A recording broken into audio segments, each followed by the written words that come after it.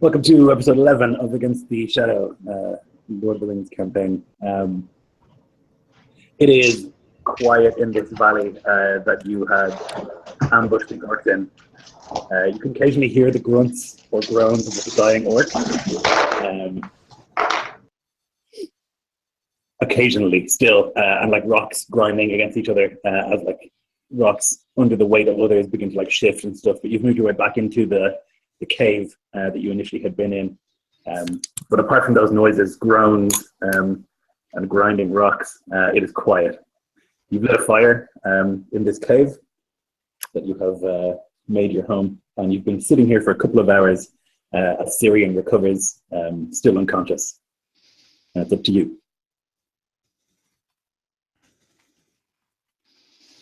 So sorry, Lloyd. Just to reiterate, we've fallen back to the cave that we were in before then. Yeah. So the cave was kind of like up on a ledge above this valley that you did the ambush in, and I thought you would go back into the cave to rest. Yeah, no, that I think that's a smart idea. So I think Faroth is sharing a worried look with Cyneric. He and Cyneric got off significantly more lightly than the others, I feel. I mean, at this point, so Syrian's like completely out of it, but stable, right? Yeah, unconscious, but not dying. And Nar is also out for the count, or is he? He would probably be awake by now by the time we got to the cave. I was at positive hit points. I just chose, considering everything that happened, there's no sense that he was out. Cool. I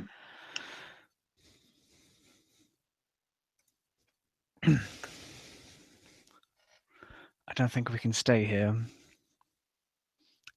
That will have been heard up and down these mountains.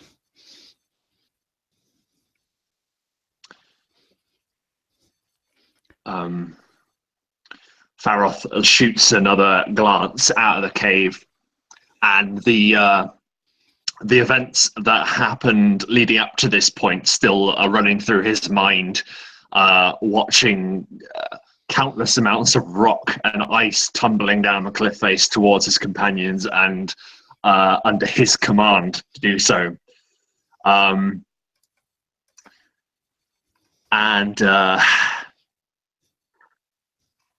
He looks to Cyneric and says, "And how do you propose we move our friends? Our friend Nar is a broken leg. Syrian isn't even conscious. And I don't even know where Beragond is." Is Or is he with Beragond us? Yeah, I was going to say, is he with us? Or? Yeah, he's with you. Okay. He's just unusually quiet today.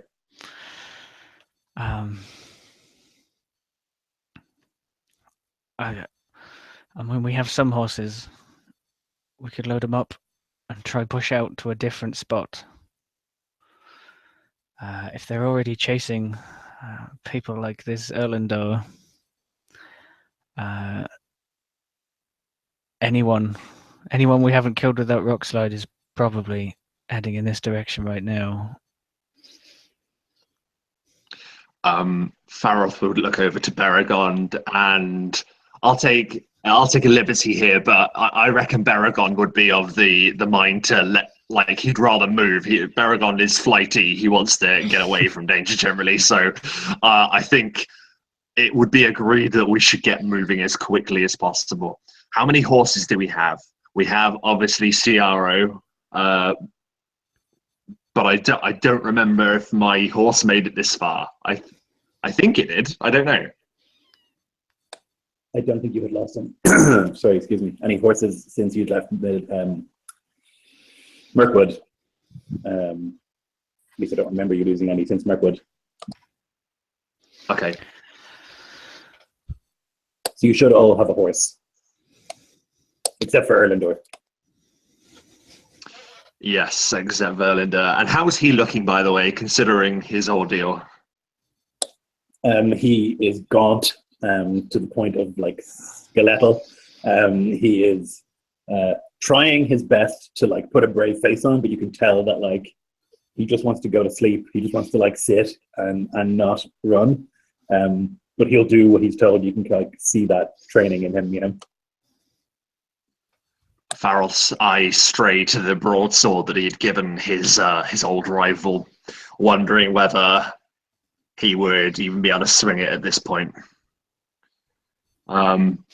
And then, wordlessly, he's just going to start packing whatever belongings they have onto the horses and sort of preparing some way to, I guess, bind Syrian to one of the horses and see what they can do about making it a bit more comfortable for Na, and how we're going to get this heavy dwarf onto a horse in the first place. I guess between me and you, we should be able to manage. Are you okay to be lifted now? I imagine by this point we would have had time to make a splint or whatever, and he would nod. I'm ready. Excellent. This might hurt. And then I guess we both lift him up onto a horse. Yeah, we'd lift him up. God, like I don't even know how what the best way would be to put someone on a horse with a broken leg. I guess if it's splinted, then just a way to keep it straight, I guess. Like it's gonna suck riding a horse with a broken leg. Yeah. Big time. Oh yeah, really bad, especially in mountainous terrain. My God.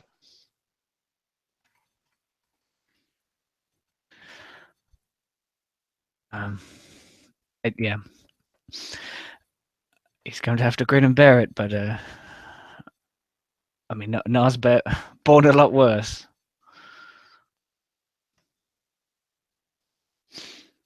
That's true. Oh, come on now. It's just a broken leg. Let's say with pale skin and sweat on his brow. I think Cynric is trying to sell it to Faroth and is like being all encouraging, but because I'm sure he can see the guilt still in his eyes for having to pull that trap, but he had to do it. Yeah, it's definitely weighing heavy on him, but like it's not something that he wants to address with anyone and himself. So sort of trying to ignore the glance that Cynric gives him. Yeah, we're just gonna go about doing that then, Lloyd. If there's any check you want us to make or anything, or are we okay to do that? Sorry, put Nara on the horse, you mean, or? I think So just to make sure that they're travel ready, they're all set onto the horses. Yeah. Sure, you can give me a survival check. Do you want to help me, Cynric? Yeah, absolutely. Go for it. Give me the help action. Bind Styrian up. Let's do it. That's pretty good, actually. Let me see. Survival. Just 21. Okay. So yeah, you're able to lift Nara onto his horse, Ruidal, and you can strap Syrian unconscious to his horse, Derok. Beragond will ride his, and you can get onto yours, Farah. Do you have a name for the horse? Do you want me to give it one? No, he didn't give a name to his other horse, and he thinks gladly of that because he remembers his last horse was ripped to shreds by wargs, so he's hesitant to get too close to this one either.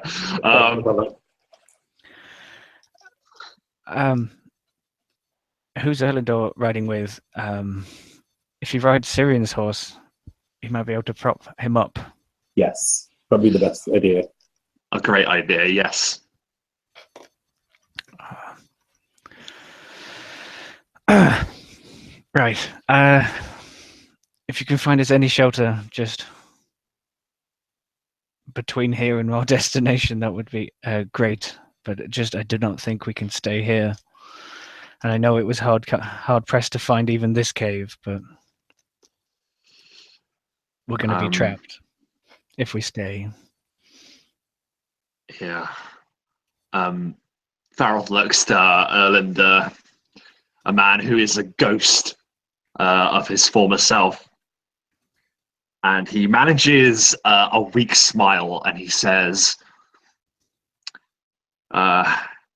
Still fit in a saddle, Linda? He like smiles weakly.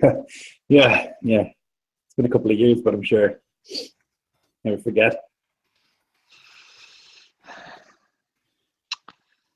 Well, with our combined knowledge, I think we have a good chance. And it doesn't take an insight check to tell that Farrell does not believe what he's saying at all. And with that, he swings himself up onto his horse, and he's gonna take the lead. He's gonna try and find them a path. Okay.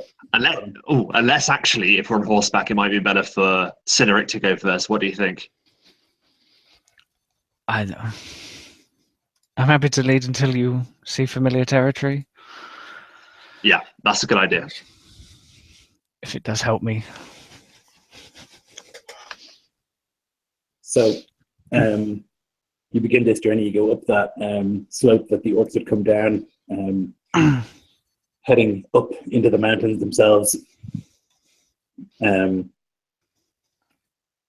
you give me a survival check, please, Rick? Am I being assisted? Yes, I believe so. Okay. Yeah, advantage to you, good sir. I rolled 17 both times, so thank you for your help. 22. Okay. So, your first day, you wander up through these mountains, and it begins to snow as you begin to rise higher up. The air gets a little bit thinner. The horses are having trouble on these narrow sort of paths, and they kind of snake around some of these mountains. You're walking, on these very, very thin paths, and there's like a near infinite drop on one side and a mountain cliff on the other. But with your skills as a horseman, you're able to lead them relatively safely through. But it is tiring work. Frequently, you have to get off your horses and lead them very carefully. Frequently, they're not able to make it up these like steep slopes with you on them. And so there's a lot of walking through thick snow, wading through this like really thick snow, which is exhausting. Your clothes are wet almost always from walking through the snow. You obviously have to give spare clothes and blankets to Erlendor as well, so there won't be as many lovely fresh changes of clothes. You're also feeding him. Now, he is a good scout, and he knows what he's doing up here, and frequently as you're kind of traveling, he will spot something that you maybe might have missed. He is, exceptional at what he does, but nonetheless, he's another bit to feed, which can be tricky. So night begins to fall. Relatively early in this part of the world, and this high up, you're quite far north, and you've not found anything approaching proper shelter. You could camp out at the against a cliff or something, but there's not too much in the way of a cave or anything like that you found. Right. Has Syrian started to come round by now? Yeah, I think maybe around the afternoon, Syrian would have kind of groggily woken up, and maybe by now there would have been enough time for you to rest in the saddle for you to actually feel, well enough to talk.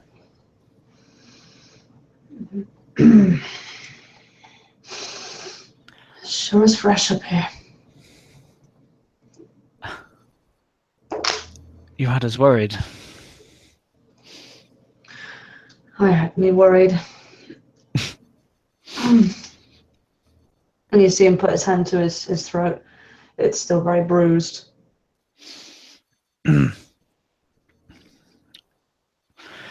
Yeah, there's not a lot. I mean, Farah could do for your throat. I don't know what we can do till we get off this mountain. Rest. Are we? Sorry, I didn't mean to interrupt. Fine, go ahead.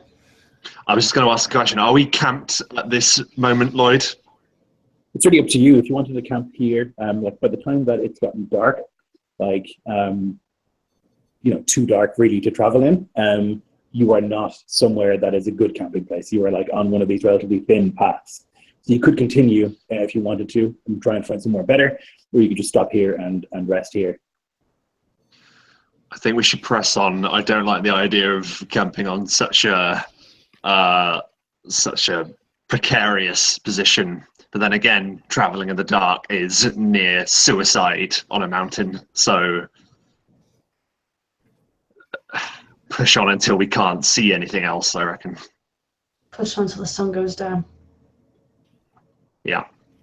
And Faroth makes sure that he gives Syrian some water. It's the only thing that really could help at this point that we have available to us. And press on. Yeah, at least water, you can kind of pack snow into your skins and stuff, and that's not a problem. But warmth it's cold. It's very cold, and you're wet. It's snowing, you're walking in snow. There's frost in beards and that kind of thing, so it's pretty uncomfortable. So are you going to press on then this evening?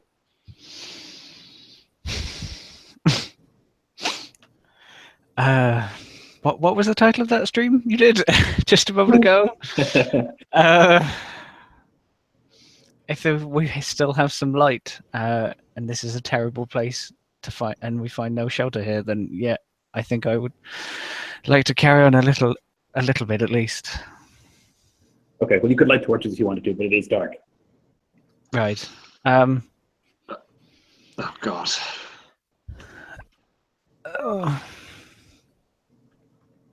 I mean, torches may well be seen, but so would fire for a camp. And if we fall off a cliff, it doesn't matter whether we've been seen or not.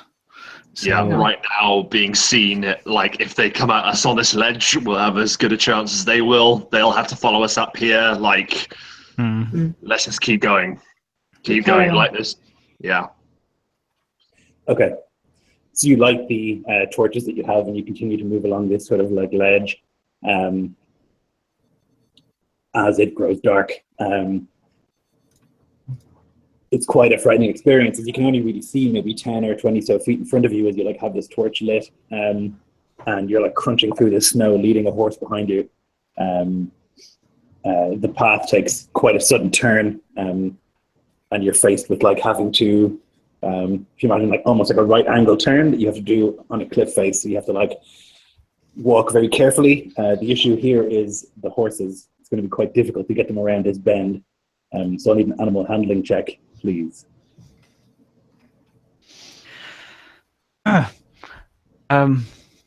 I'm guessing there's not enough space on this for me to sort of navigate and lead each horse individually through. That's what I was going to ask, yeah. You could, if you wanted to, like bring one and then walk back around and get the next one, if you wanted to. I mean, given that I didn't want to game the game, but given the circumstances, I think it seems a practical decision. It's a very practical decision. So if you're happy with that, then I can go ahead and start rolling. Okay, so I'll need 1, 2, 3, 4, 5 animal handling checks. That's fine. Let me...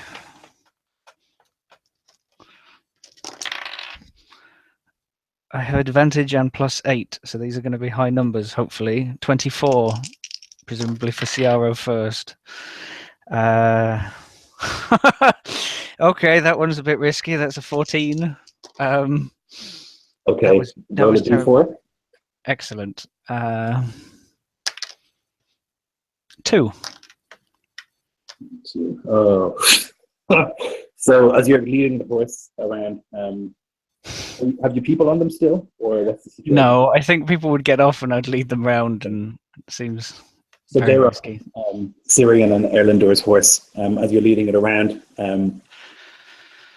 it kind of she catches a scare, and she like whinnies, and as she like rears up, her back hoof like skids off the edge, and she like slams into the side of the cliff face and begins to tumble. Her like hooves are like smashing into the cliff face, like into the snow. You are holding the reins. Would you like to try? Go. No, I'd let go. Okay. I'm not holding onto a horse and trying to pull it back up. Just in case.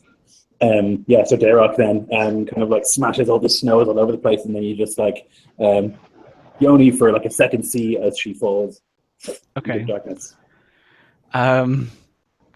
So there's probably like Ciara goes around fine, and then he like I don't know, maybe with a little bit of confidence, and then he perhaps hasn't used another horse in a while, and is making good progress, and then she slips and falls, and there's just like possibly this moment where like everyone is just looking at the back of his neck, and he just doesn't want to turn around and face them. Yeah, you can kind of hear like this echoing horse scream as it Yeah. falls. It's like the drums in the deeps moment where he's just like stood there frozen as this horrible thing plays out, and then he has to turn very slowly, and he doesn't say anything to anyone or look at anyone, and he just takes the next reins and does it again. So that was a 22, and then the horse after that is a 26, and the last horse is a unmodified 20. Sorry, Okay. a modified 20 is what I meant, non-natural. No problem. So yeah, unfortunately Dayrock doesn't make it, but the rest of the horses are led expertly through this gap by Thineric. So unfortunately Dayrock was obviously carrying like a fifth of the rations also. They're spread throughout the horses. That was the horse that was carrying Syrian and Erlendur. So you'll have to figure out a new way to figure that out. Because he was carrying 2 people, would we have loaded more of the rations onto one of the other horses to compensate, is my thought. Yeah, I'd imagine so. But we still have the issue of less horses. I mean, are we moving at any particular pace that requires horses right now? Is it just as easy enough for people to walk? I mean, you're not moving particularly quickly, but the thing is, like Nar can't really walk. He's got a broken leg. Yeah. So other than that, I think you probably could walk. It's just going to be more of an issue. Yeah, my max move would be like 20 because I'm down to half. I can slow going.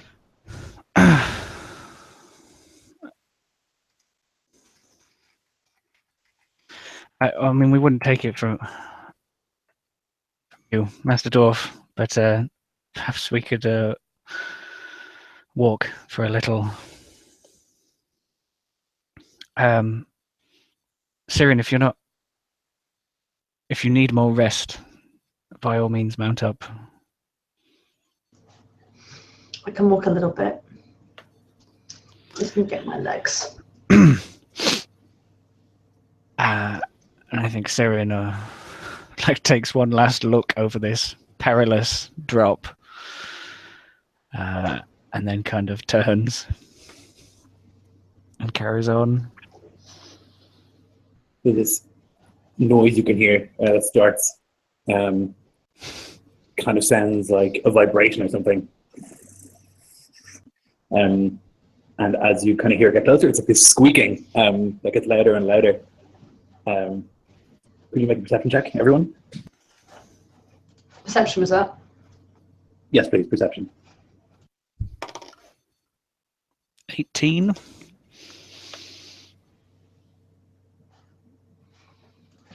That's 17 for me. Okay. 9. All right. So then, Cyneric, you see, as you kind of look in the direction, there's like a cloud of creatures flying in this direction. They sound like bats, like many, many bats. And they are flying from the north towards you.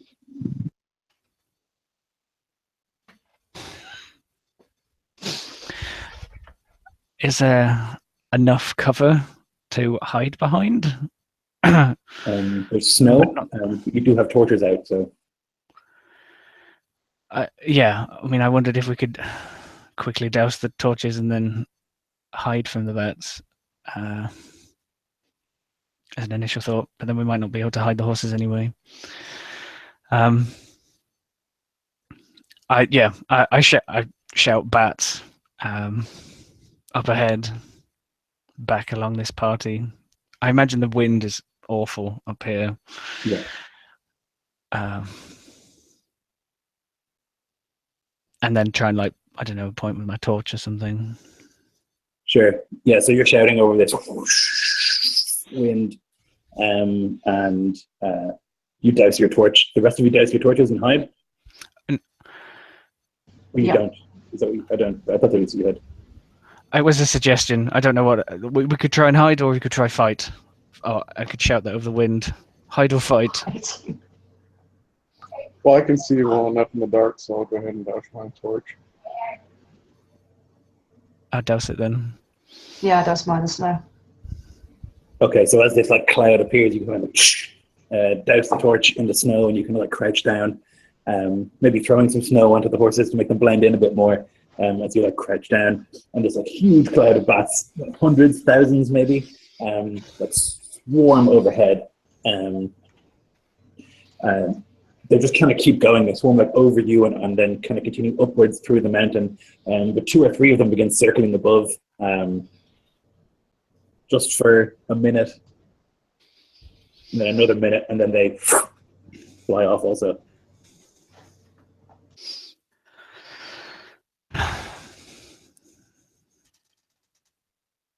Well,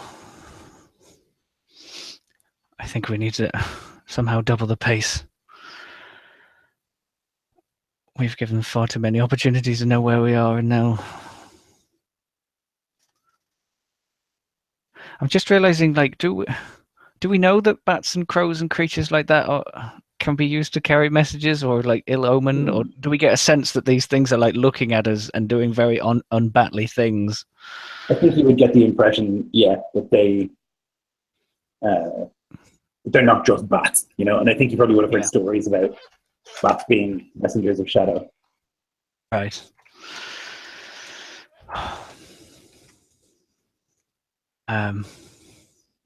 Yeah, Cynric starts trying to light his torch up again and push forward.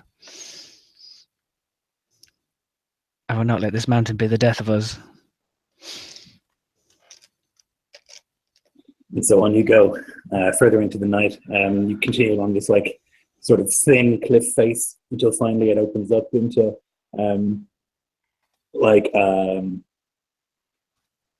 quite a steep incline leading upwards.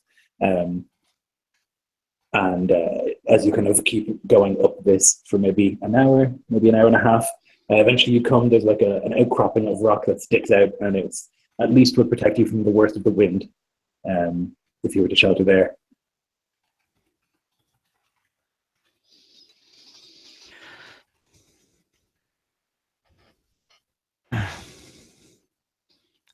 I mean, by this point, is it like pitch black, basically? Yes, yeah. Like the torches that you see about 20 feet in front of you with the snow and everything, but other than that, yeah.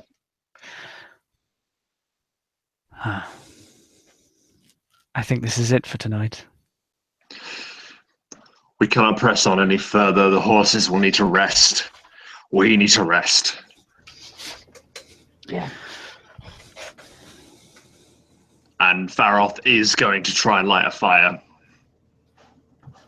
Because if we get too cold as well, then this is going to be too much. All right, I will need a survival check from you, please. Okay. So that's not so bad.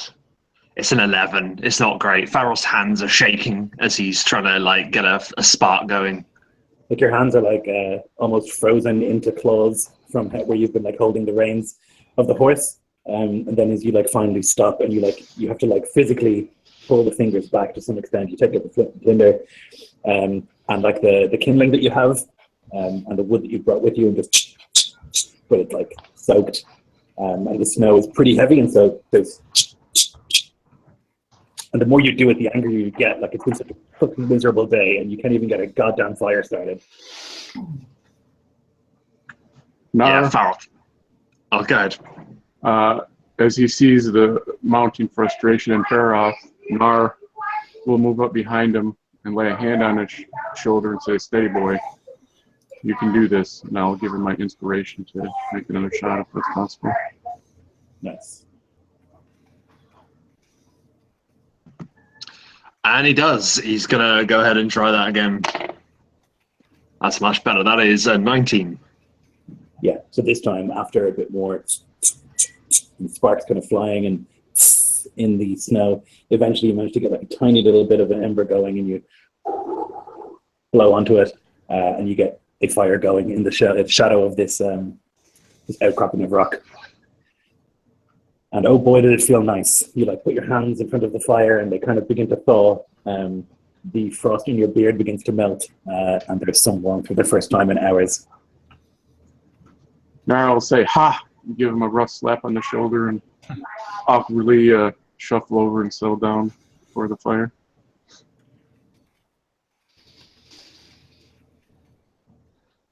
Yeah, Farrell just gives him a small smile before he takes his own place by the fire. Now, that was Syrian's horse, and I think that means that Syrian's camping equipment, his blanket and stuff, would have been on there also. What did he do? Oh, I give him whatever I can spare, and I stand out, taking first watch in inverted commas, just looking over this bleak landscape, whatever I can see of it through the dark, listening, and probably still lingering on the thoughts of we could have really done with not losing that horse. Erlandor also has no traveling equipment with him, and so when it comes to sleeping arrangements, it's going to have to be very cozy. I think you'll have to sleep under the same blankets, most of you, if you're trying to keep warm up here. There's not enough. You don't have individual blankets anymore. There's 2 people without, and that's beginning to cause issues. Look, we've been traveling together a little while. I think at this stage we should all be very comfortable with sharing our blankets.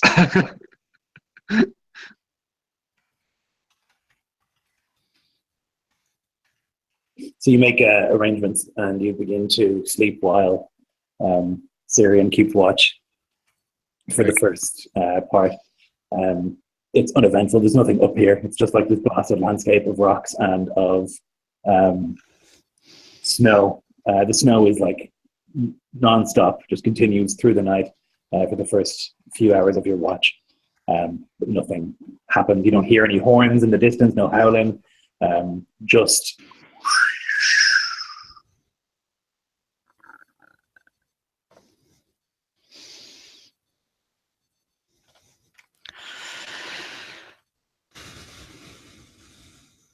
I think he would just be sitting on some cold, blasted piece of rock, maybe as much out of the wind as he possibly can, and trying to keep his morale up in the middle of one of the most probably terrible places he's been, and he's been a few bad ones so far. I think like rubbing his hands and trying to keep warm. Sorry. I was going to say, once everybody gets cozied up, Gnarl will pull out his flask and pass that around for any who want to nip. Faroth would take a grateful swig, and I'm going to say he's actually able to light up his pipe, but it's kind of bad that he did, because he's looking into the end of the pipe where there's that very small orange like ember glowing at the end of it, and he kind of gives it like a maddened look, wishing that orange light could provide more heat. Yeah, even the heat from the whatever dwarven brew Nar has with him doesn't last long. You get a little bit of a warmth in your tummy for a second, but it's replaced quickly by the freezing cold and wind. Although all of you together sharing blankets, squished together, are able to sleep at least. You've brought the horses, and usually close. They need to be near the fire. I assume that they would have their own blankets and stuff. And so it's pretty cozy between everybody huddled around this little tiny fire. But you're able to get a night's rest in.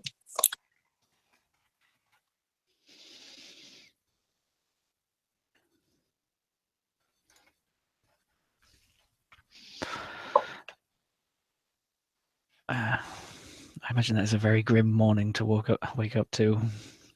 People sunken and frozen and tired and the rest of it. Yeah, there's like a soreness, from sleeping on the ground firstly, but also from just being cold all night. Your leg, Nar, is worse than it was yesterday. It feels particularly sore today in the freezing cold as you start to rise. You just need a big stretch. Everybody does. It's kind of all your muscles are frozen almost.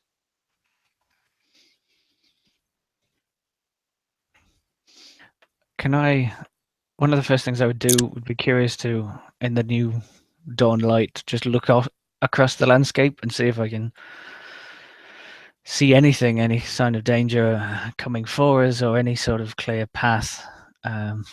If I don't know how high we are up, but if we can see, if we've broken the back of this mountain, so to speak, or can see Troll Country. Yeah, you're not quite there yet. You think there's another day of climbing before you reach the peak. You're kind of maybe around the midway point of this particular mountain that you're trying to get through. You can see that this is one of the lesser mountains. If you climb most of the way up to the peak, you'll be able to get across. But there are quite a few on either side. There's quite a bit more traveling to go.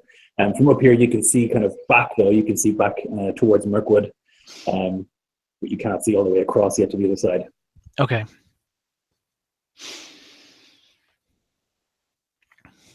I think he rubs his hands together and sort of tries to ball them into fists and blow into them, that kind of thing. And then he sort of gives Ciara a bit of a pat down and a bit of a weak smile. We'll get through this. And then helps to load his injured party members up onto horses or the supplies and things. Yeah. You can start packing up your camp and get moving again that day, moving up. It's sunny, it's not snowing anymore, which is something at least. The sun is kind of blinding with the snow everywhere. As you continue your climb.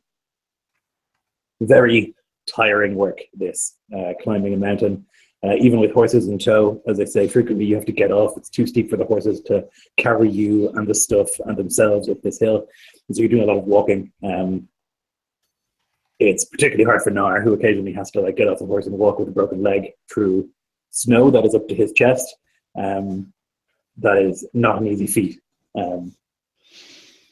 And the day is slow. He's only making very, very little progress. You climb for the whole day. You don't get very far. You get to where you had looked at, I guess, Cineric, that kind of nearly at the top of this mountain by the end of the day. But it is very tiring. You'll each get a level of exhaustion.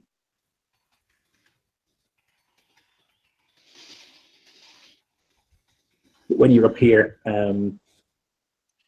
you can see an incredible sight. From all the way up here, you're pretty high up, and you can see, if you look south, you can actually see Redhorn, which is one of the biggest mountains in the Misty Mountains, all the way down there. If you look now, you can see to your west is these mountains lead downward and then to foothills and then into the Etten Moors, which is this hideous sort of brown grey sort of plains. There's rivers snaking out from the mountains and sparse woodlands there, but it's really large and grey and featureless almost, and that is where you are headed to. Faroth actually gives out a sharp, humorless laugh at the sight of the Ettenmoors, for this is a land that he has wandered in to the point that you could say he knows them. So despite all of this, and despite feeling incredibly exhausted, there is a flicker of hope. He sees somewhere that he knows. So there we go. At least there's that. Are you going to continue in the dark again, or are you going to rest? I think if we're exhausted, it might be better to take this easy. I don't know. What do you guys think? Definitely rest. Yeah, Cynric looks down his hands, and he doesn't know how many horses, how many more chances at failure he has. And he is feeling significantly tighter and colder than the last time. And I think there's a little pang of selfishness that he does not want to risk Ciaro. So he will agree to rest. So again, you that night you camp on the mountainside. You can kind of dig a small sort of wind block with the snow, which is a lot of work before you sit down. You're already knackered, and by the time you stop, you do not want to go about digging somewhere to sleep in, but it has to be done or you would just die from exposure. And so you dig down and you make a sort of little wind block that you and the horses can crouch in. Get a fire going. Fire up if you don't mind. So again, Faroth, I've always said Faroth has these sort of leather fingerless gloves that he has. He makes it good for archery and for sword fighting. And he's actually balled his fingers inside them in a pathetic attempt to keep his hands warm for just this event. So let's just see if that helps him at all. That's 15. So barely. And just so cold. And you're about to give up. You've been doing it for 2 full minutes. And you're almost working on autopilot at this stage, all of you. The last maybe hour of your walk was just, there's no conversation. It's just people marching, ragged breathing. And finally, after 2 minutes of mindlessly just, there's a spark. And in your excitement, you blow too hard and the spark goes out. And it's almost heartbreaking.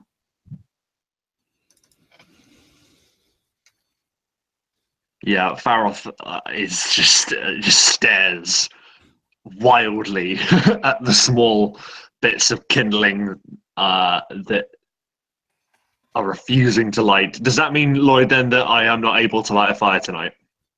Yeah. Faroth just falls back and just stares at the cold lump of wet wood that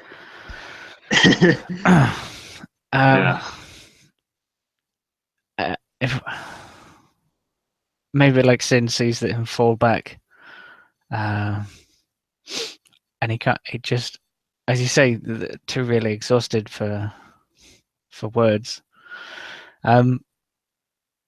We're likely to freeze if we have no fire. Can I either make a go, or can I venture out and risk my life to find new kindling or something to return here and light this? Yes, I'll say that you can give it a go. Yeah, you can give it a go. Okay.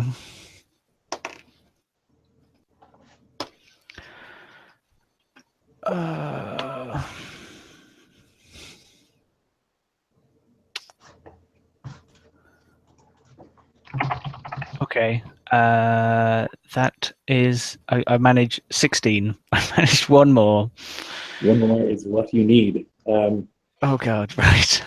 And so you go through this same torture that Farah had gone through, 2 minutes of continuously just but then eventually there's a spark. And Cynric, maybe a bit more methodical than Farah, takes a deep breath and then slowly kindles that spark into a fire. And everyone sitting around the fire just lets out their inhaled breath that they were holding, hoping that this fire would light.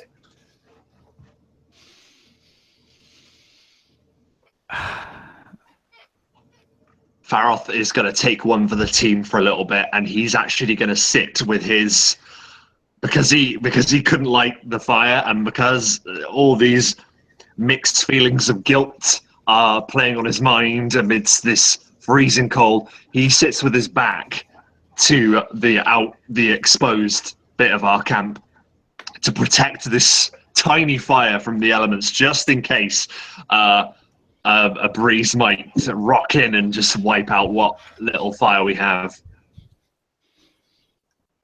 Yeah, so you sit at the very edge with the wind howling.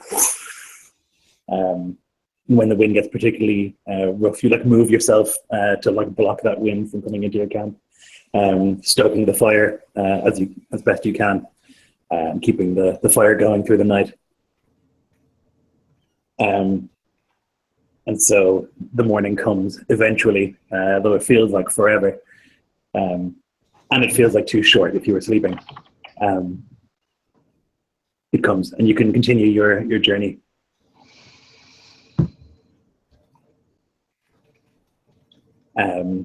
You walk again all day to the top, and until by the time that you get there, and you kind of like move around, you can finally see to your north, which had been blocked by this mountain peak. And there you can see Gundabad, which is this huge mountain peak. Obviously you're too far away to see anything, but you can recognize it. It's a very recognizable shape, almost like the Lonely Mountain. It's like this one peak that kind of stands apart from others. And you get this like overwhelming sense of dread looking at it, even. And then you can see kind of to your northwest, Faroth, more than anyone, that is where Angmar is, that is where Karn Doom is, that is where the domain of the Black Captain is, the Witch King of Angmar. And the words that the Orc Captain had said to you kind of ring in your head, that the Ward King is watching him, and the Witch King is watching the Ward King. And you get this, again, this feeling of dread, and you almost hear in your mind this like black speech as you look in the direction of Angmar. But you've come to the crest of this mountain, and you can finally begin your descent. So you get there by late afternoon, and you can begin your descent then. At the top, what are you thinking? I think with that in mind, seeing the ominous shape of Gundabad stretching out into the sky, Faroth gives another look over to Erlander. I mean,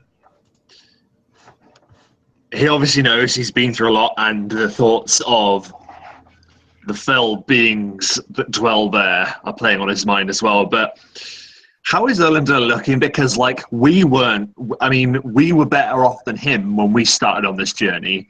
He was already messed up. What's he looking like? Awful. So he doesn't have shoes. You have given him canvas sacks and stuff. You didn't have spare boots with you, not quality boots.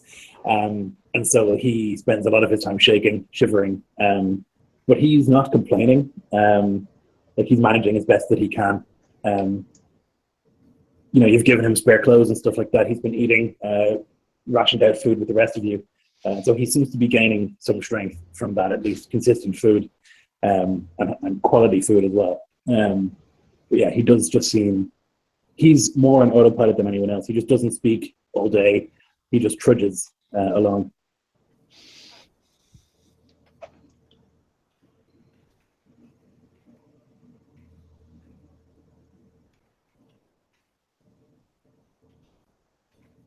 So then that afternoon, you can continue downwards, down this relatively steep, and it was bad enough going up, and all the time you're going up, you were thinking, I cannot wait to be going downhill.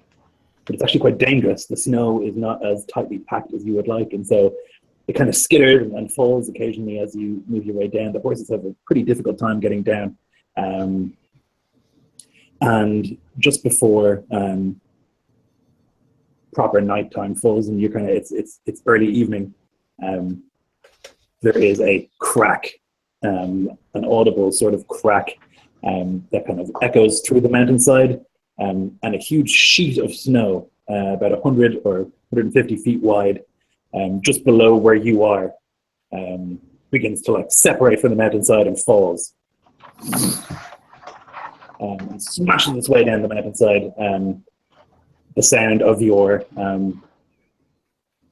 coughing, your sneezing, your stamping as you move, clearly echo through the mountainside and cause this. And so there's this massive wall of snow that falls just beneath you, and it leaves you on like an outcrop of snow. You thought beneath you was ground, but it's snow. And so you're on this outcropping. Faroth whirls about and basically gives a wild gesture to the rest of them to remain quiet. Faroth knows that in the mountains, it can take just a loud sound to dislodge snow and send it tumbling down the mountainside. But then he looks over at two of the members of the party that have crushed larynxes and so directs that more to the people that can make loud noises, shall we say. There is a you can hear almost like sand kind of running, or like when you turn a timer upside down, that kind of like, and there is another. I'll need everyone to make a dexterity saving throw, please. With exhaustion, does that include saves as well as ability checks? No, I think saves come later.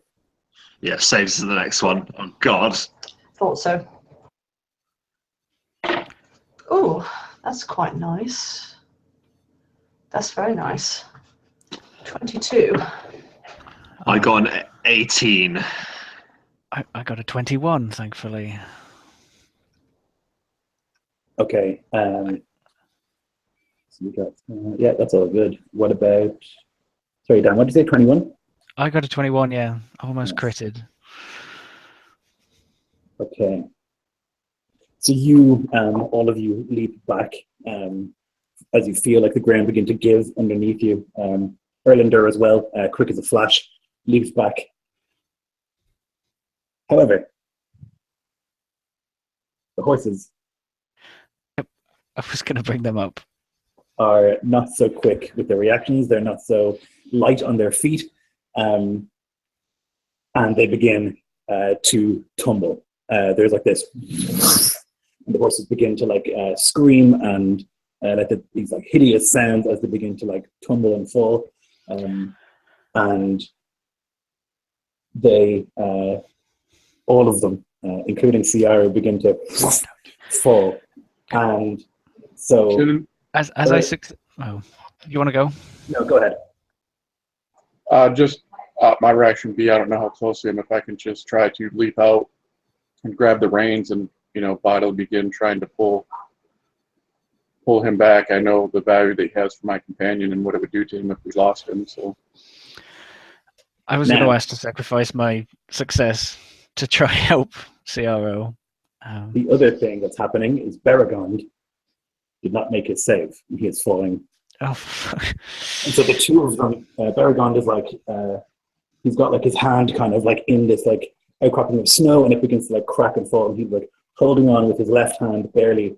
It's like wedged into the rock as Ciara begins to fall, and Nar kind of grabs the reins and like batters his feet into the ground and tries to pull. And so these are the two things before you. Are we all able to act, or I mean, because Yes. Farrell. So you've all jumped back. Erlandor is like looking on in horror, and he doesn't know what to do. But his reaction is to save the human, and so he runs kind of towards Beragond. But then he like realizes the snow is still unstable, and so he like stops, and he like looks with like wild eyes towards you, Farath. It's up to you guys what you would like to do. Beragond's able to climb, like spider climb all over the place. Is he like? You said he like was wedged against something. Yeah, so he's like hanging on almost, how would I say? Like he's like almost, it's like directly above him what he's hanging onto. There's no like, he's not like against the side of a cliff. He's like hanging vertical almost. Right, okay. Also, if he did try that, Lloyd, do you think more of it would come dislodged? it's possible. It's very Yeah. delicate situation. It's very hard to tell. Like for you guys, there's still like an outcropping of snow here that you're standing on as opposed to like solid rock, and you're not sure how solid that snow is. It didn't fall with the rest of it just there, but that doesn't mean it won't.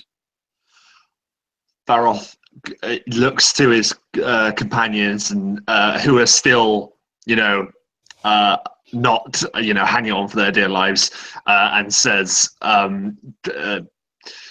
try and spread your weight as evenly as possible. And he is going to, as quickly but as delicately as he can, try and move a bit closer to see if he can grab hold of Baragon, because he knows in his heart that Cynric will obviously want to concentrate his efforts on rescuing his horse. So, it's up to you, Lloyd. Yeah, so I can wait. An acrobatics if you like to try and get out there. That's all right. That's okay. Let's see. Oh, fuck.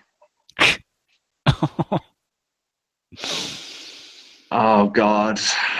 Hang on, sorry. Let's see what that actually is. That is a 5. Sorry, a 6. Okay.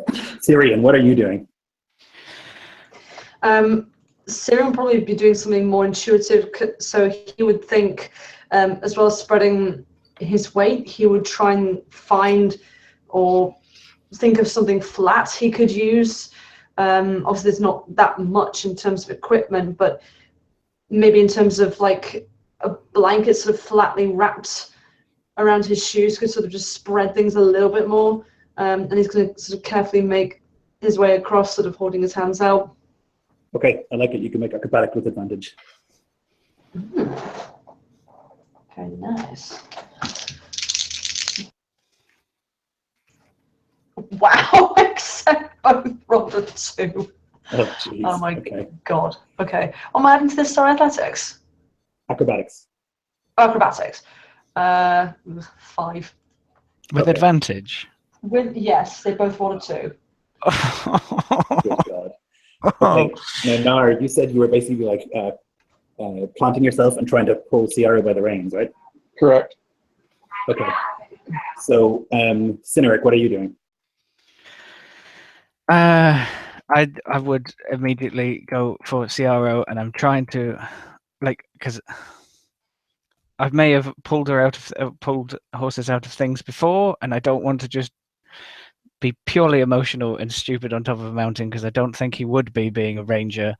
What I would like to do is, presumably with a rope, we've already knotted these ropes, or they have loops, or they're sorted for climbing, or we have some sort of pittons. I don't know, but he would try and hook, especially as Nara's giving him the time. Maybe he sees Nara holding on to Ciaro. I would like to try and loop around some sort of rock or something solid and act as an anchor Okay. for So the whole Ciaro rescue thing. here's what I would say. Nar, you can make an athletics with disadvantage because of your broken leg. And Cynric, you can, what would that be? I guess I'll call it athletics as well, to tie a rope to Ciara and to a rock. Okay.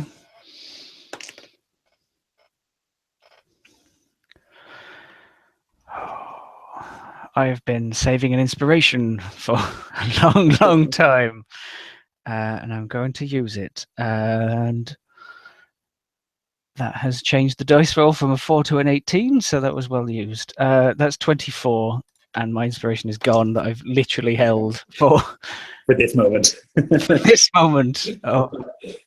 Okay, so Nar, you are holding the reins as hard as you can, and there is just spikes of agony going through your leg as you're bracing it against the rock and the snow. You're trying to hold this horse, this enormous horse, wearing chainmail.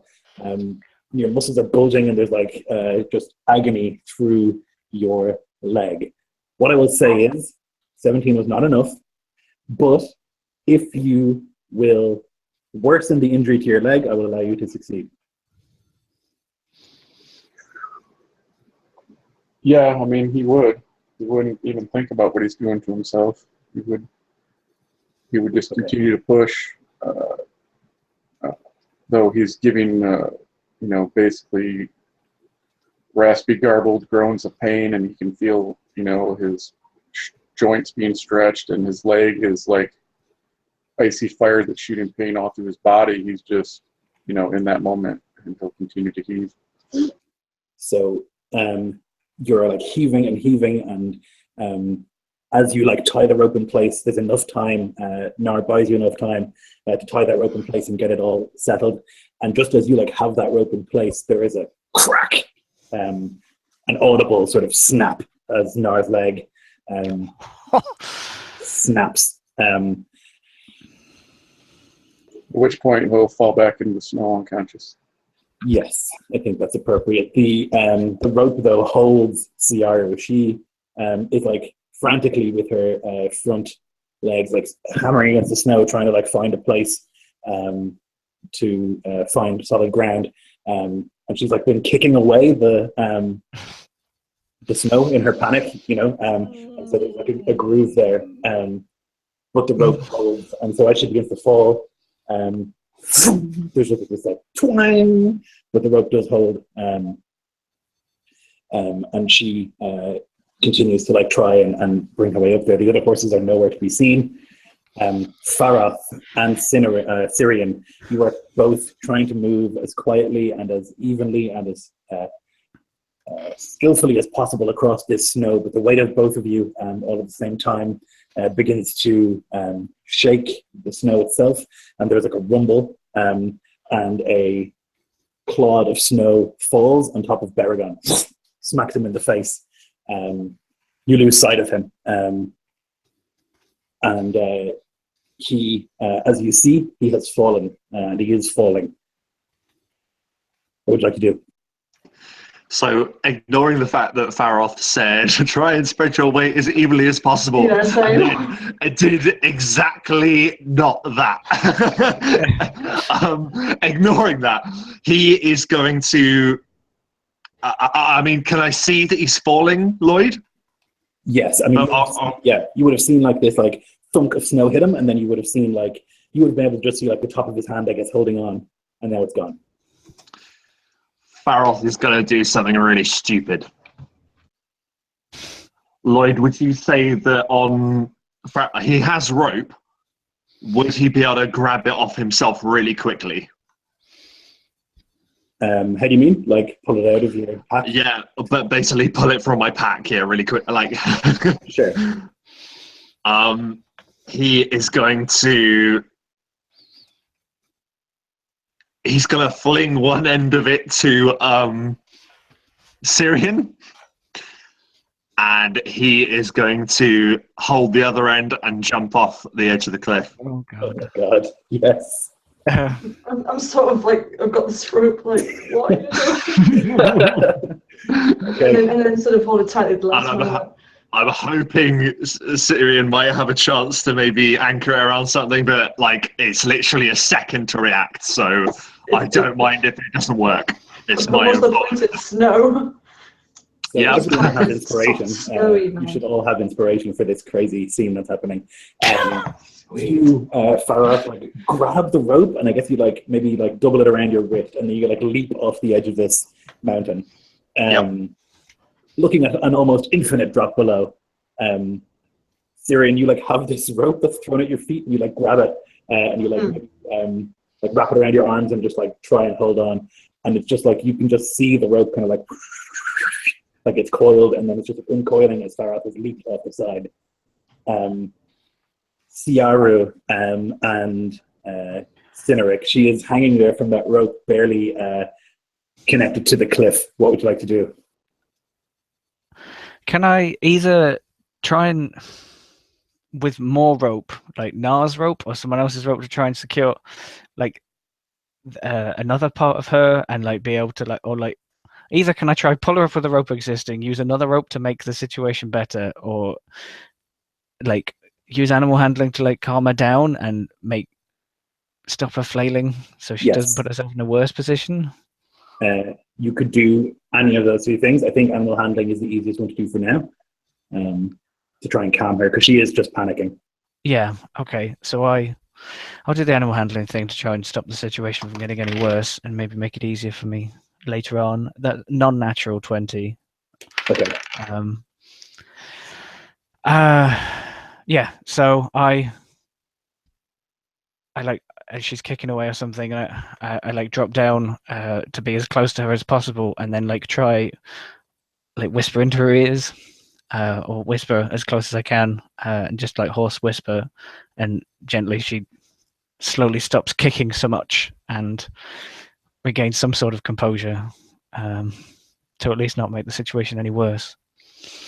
Yeah, she begins to calm as you kind of speak this ancient language to her, and like her eyes go from that like panicked wide open to a more normal appearance. Her ears go back from pressed tight against her head to what you would expect, and she kind of looks at you, and then she begins to like just puts her hooves against the side of the cliff, like bracing herself, so she's not swinging.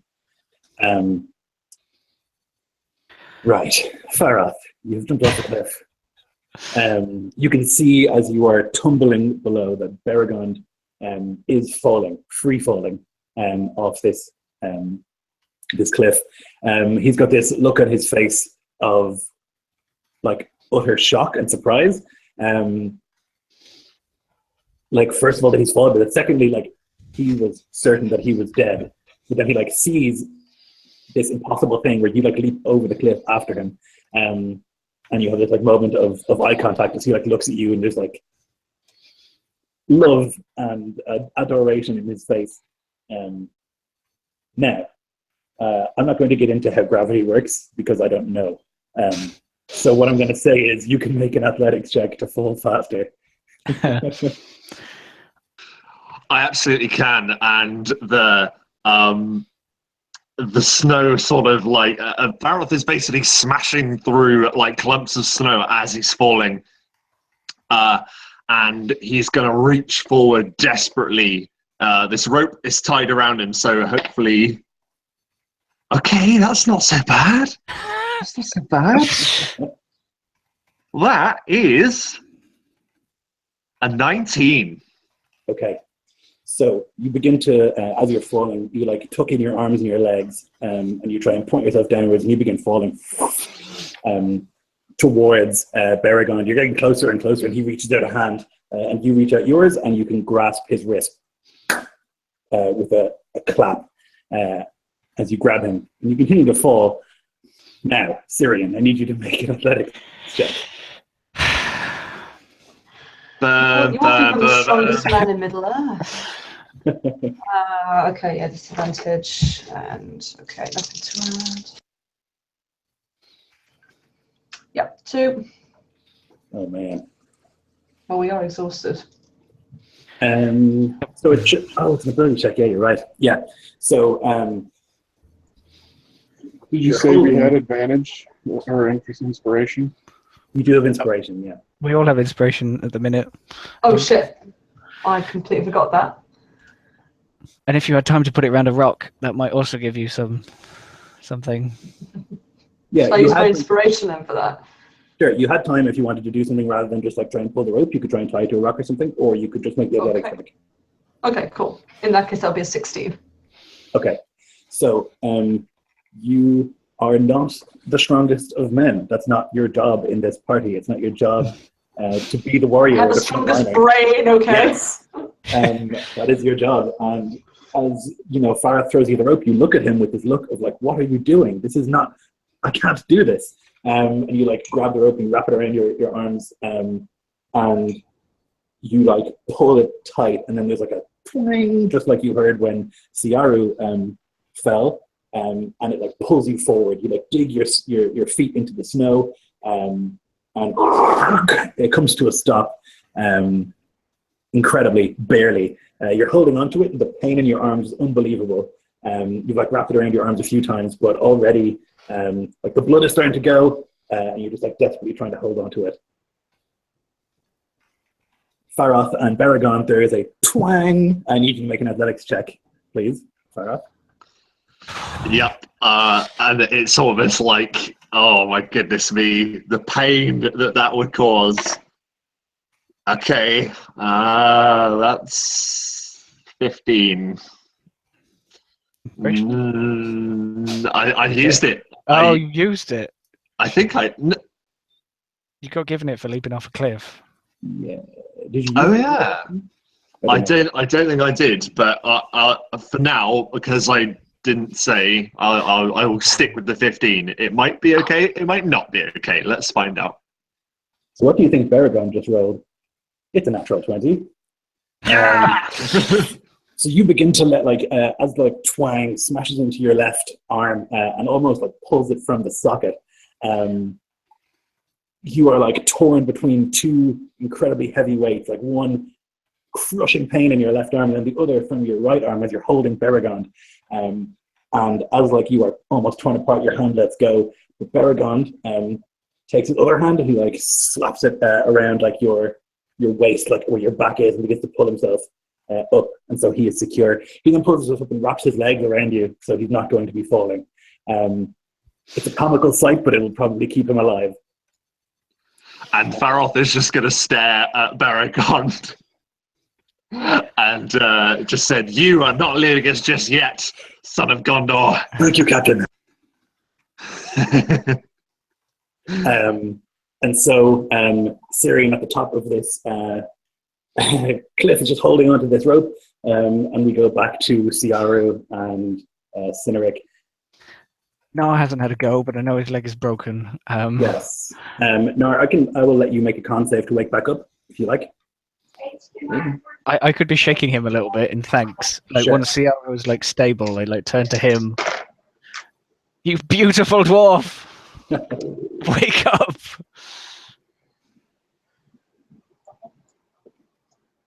So it'd be 18. Okay. So yeah, you awaken with like Syrian's sort of frozen beard in your face. And he's, "You're a beautiful dwarf," like shaking you. And there's like kind of like, I guess, tearful laughter in his voice as he's like shaking you into wakefulness. You awake and you wish you hadn't. The pain in your leg is just unbelievable. Whatever was broken has broken worse. It seems like there may be another break in there, and it is agony. So yeah, as he comes awake, he gasps in pain, very pale. He gives a shudder as his senses return, and he feels a painful throbbing in his leg. He glances over to the man over him and say, "Yes, of course. Glad to help my boy." So then the two of you are kind of in this position. You can hear the sort of worried sort of from Ciara, who's like hanging off a cliff. The amount of training and connection between Cineric and Ciara has never been more obvious as he like calms the horse that is hanging over in an infinite drop. And you hear as well this like straining, grunting, like agonizing, like as Syrian is like trying to hold this rope that has two fully grown men at the end of it. What would you guys like to do? In the like quickest of observations, does as terrible the position Ciara was in, is she safe, inverted commas, like the rope isn't fraying, snapping? No, the rope is not fraying. And I see like probably like look up as I'm shaking the dwarf, and I look up over him and I see Syrian like dragging through the ground, through the snow on this rope, getting closer and closer to the edge. I will like scramble over the dwarf and try like full on body grab Syrian and the rope and try heave them back further away from the edge. Okay, I'll allow one of you two guys to make an athletics with advantage. Would you like me to, Syrian? Sure. It's a bit more my job than yours, as you were saying.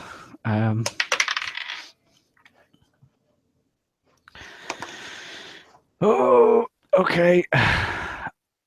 That's a 20, non-natural 20, through to that advantage.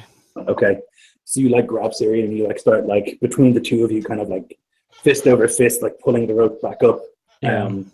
And it's agonizing for both of you, and the burns on your hands from pulling this like rope up all this time.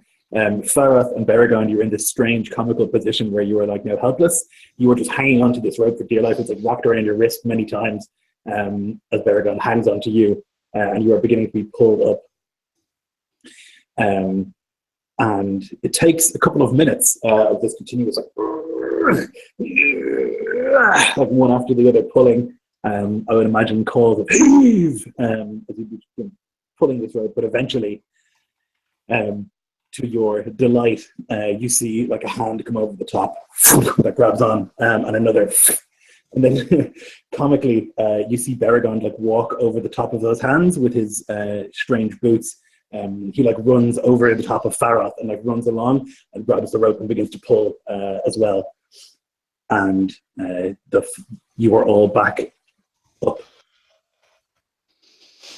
Farath collapses over the ridge, and he's sort of on his back. One of his arms is just hanging sort of limply over the edge still, and he is gonna look at Syrian and give a nod, and then address the others and say, "Where's an eagle when you need them?"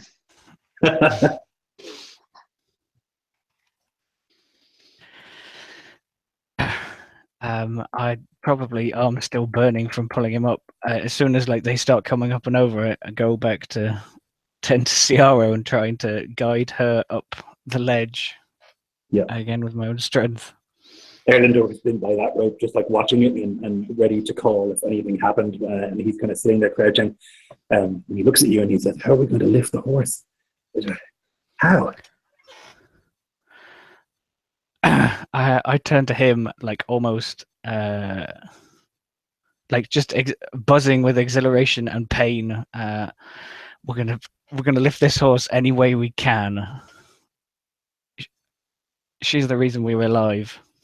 She's the reason I'm alive. She does not get left here. Not like this. He nods.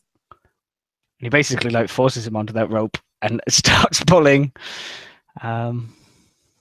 Now, is there any solid ground in this area?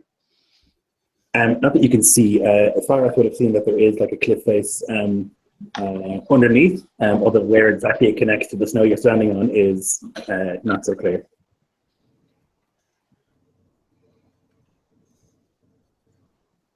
You need to find some solid rock. Solid rock.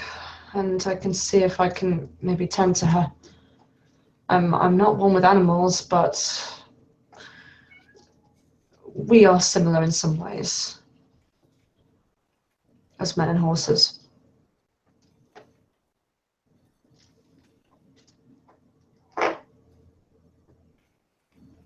So are you guys going to try and pull Ciara up, or what's the situation?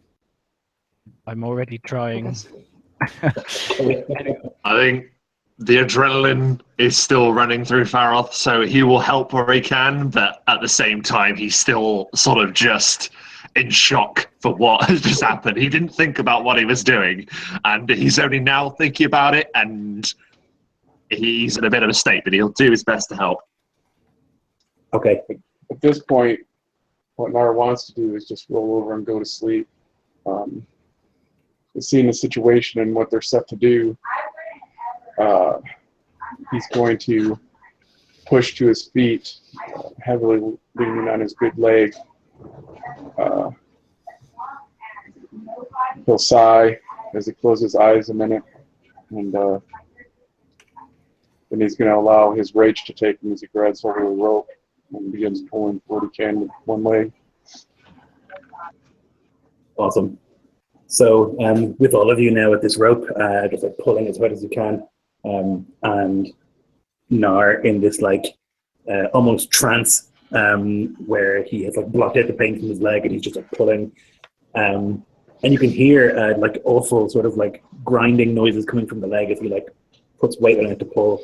Farath, your arms feel like they're going to fall out of their sockets as you're like pulling on this.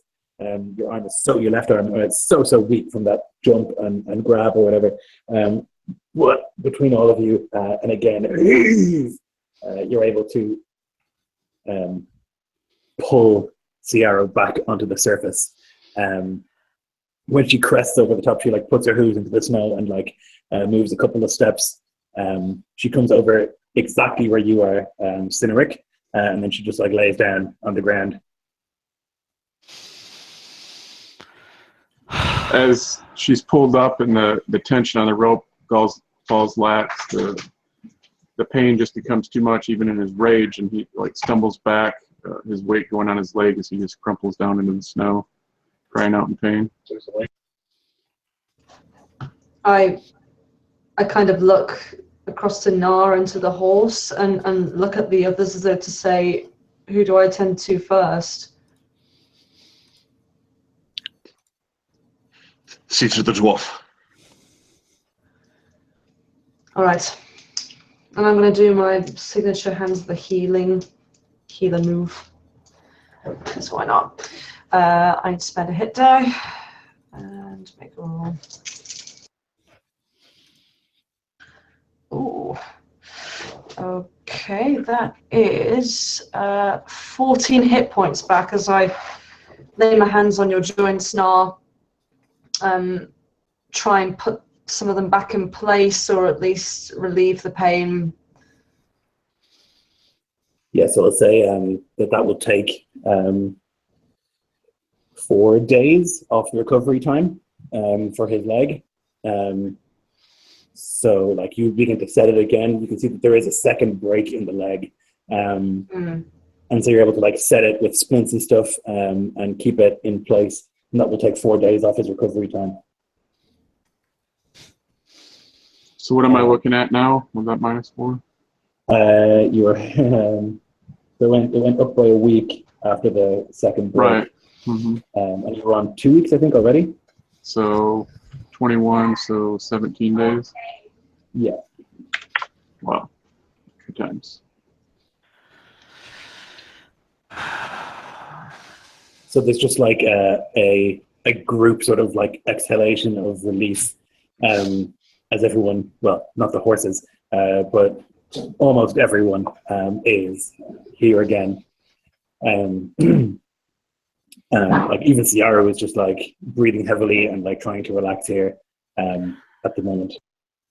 I think Sin is like propped up against a rock with one hand like out on whatever part of Ciara he can touch, and he's just breathing and staring out across this phenomenal view of certain death, almost certain death. As like all the adrenaline is sort of wearing down. Faroth slowly gets to his feet, and he spots that Erlander may be a little bit separate from the rest of the group. And he goes and he stands next to him. And he doesn't want to look at him. He's just surveying the rest of the group, sort of exhausted. Faroth himself is breathing heavily, the adrenaline still coursing through him. He's shaking almost. And not looking at Erlander, he says, remembering that he went to go for Beragond and then stopped.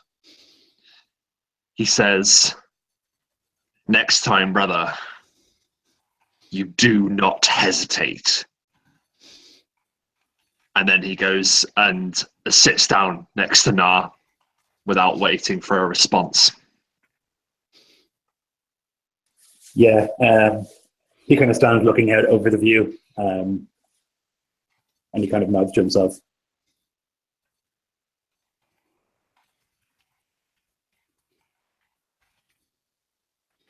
So I assume you're making camp here. Are we safe? Are we? Do we know that we're on rock by this point? Yeah, you've moved like up quite a bit more, and you think at this stage you're definitely on rock. Okay. From where we are, and by Faroth's estimations, how far is it through terrible terrain to get to something that isn't mountain? So you've probably got another day, maybe a day and a half of going down, and then you'll get into like the foothills and stuff, which are like hills and rocky sort of terrain, but not snow, not like the kind of misery you've been dealing with so far.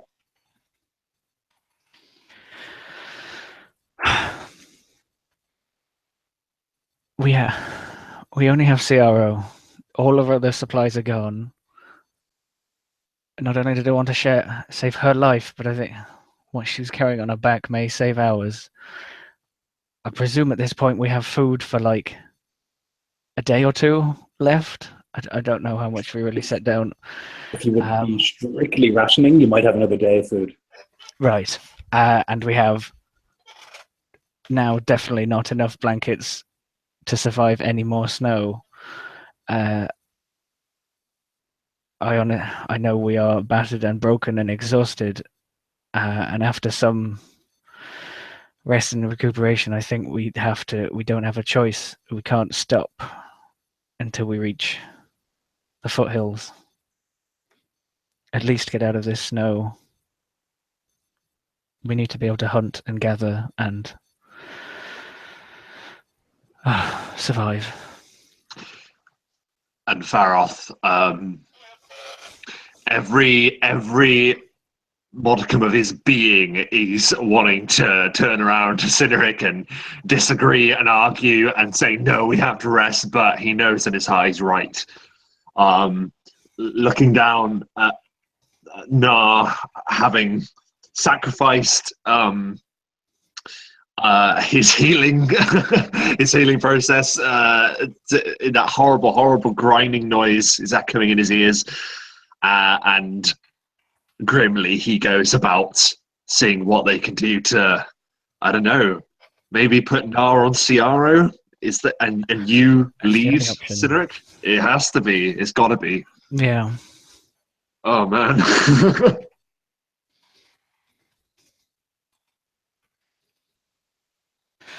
Yeah. Now you have earned your place upon her back. You had already done so, but you have done so many times over. She will bear you down this mountain. She nuzzles enthusiastically towards Nar. Despite the obvious pain, he can't help but to grin and give her a affectionate pat on the nose when she comes over and noses against him.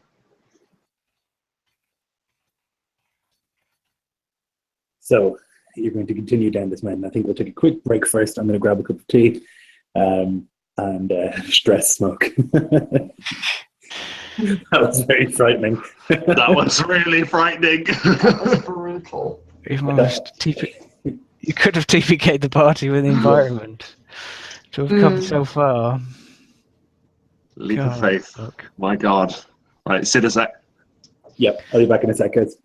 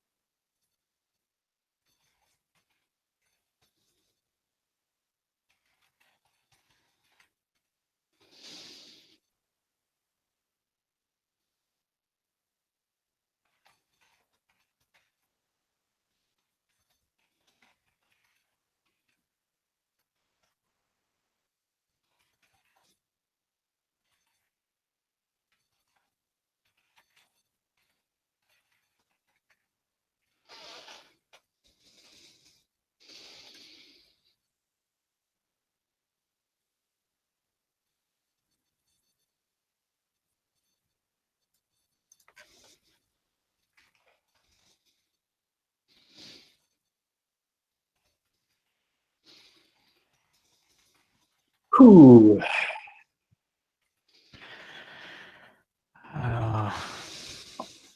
I was almost the only one coming down that from that mountain potentially. Yeah. I was like, I might have watched and just seen like Syrian go over the edge and like all of them tumble, and now it's broken unconscious form and me just straining at this horse. Very scary. Like I didn't have a clear solution out of that problem. I was just like, here's a problem. And I was like, oh man, I didn't really think about it, but it could have killed everyone. Yep. But I guess, yeah, it makes it more meaningful when the danger is so real, I guess, you know? Yeah, when you drop that level of exhaustion on people, it makes them a lot less capable to do things in death-defying situations. Everyone's spending their inspiration just to live. I suppose that's what it's there for. Yeah.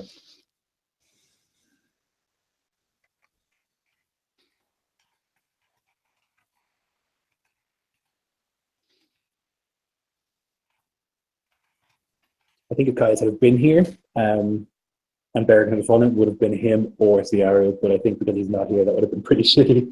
Real shitty. Yeah. And I was always going to go for Ciara. Yeah. Do whatever I could, but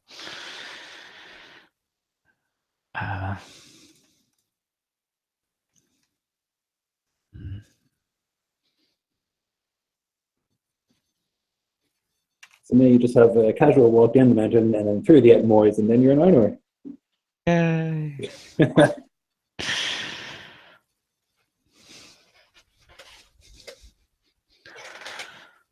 Oh.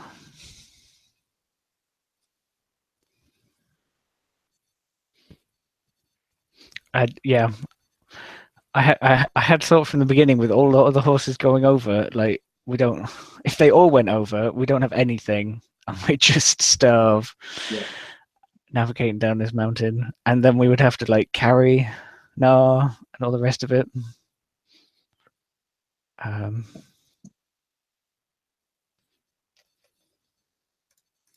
So really, it was in everyone's best interest that I saved Ciara. Sure, yeah, it would have been a lot more difficult without her. Yeah, that's how he's justifying it to himself. Absolutely.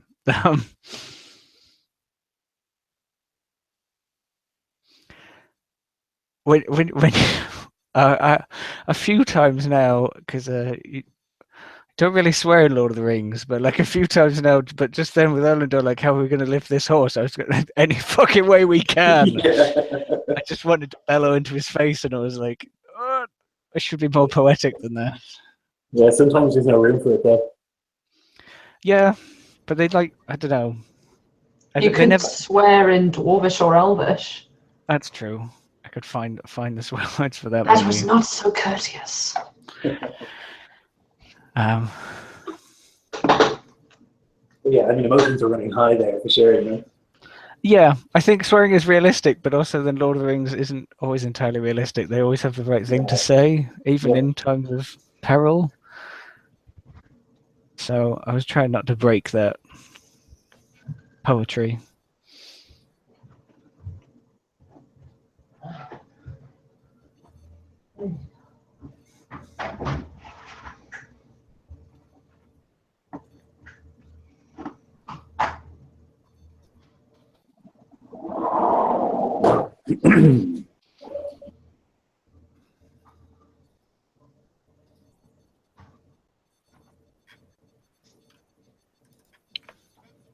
Cool. I'm glad that went as well as it did.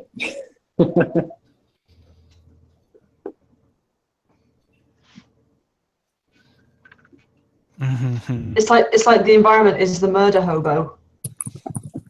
Yes, absolutely. Well, I just think like crossing the mountains with horses is just a death trap. It's hard enough doing it with like climbing equipment today, you know, with like, you know, carefully crafted climbing equipment and clothing and stuff like that. So I think like just going across in like leathers and cloaks with horses is just so dangerous. I also like the environment being the bad guy. I just think that's like quite Lord of the Rings in some ways. Like I was picturing that scene so clearly, where they're like on the path, and Saruman is like calling out to the mountain, you know, and like they have to like turn back.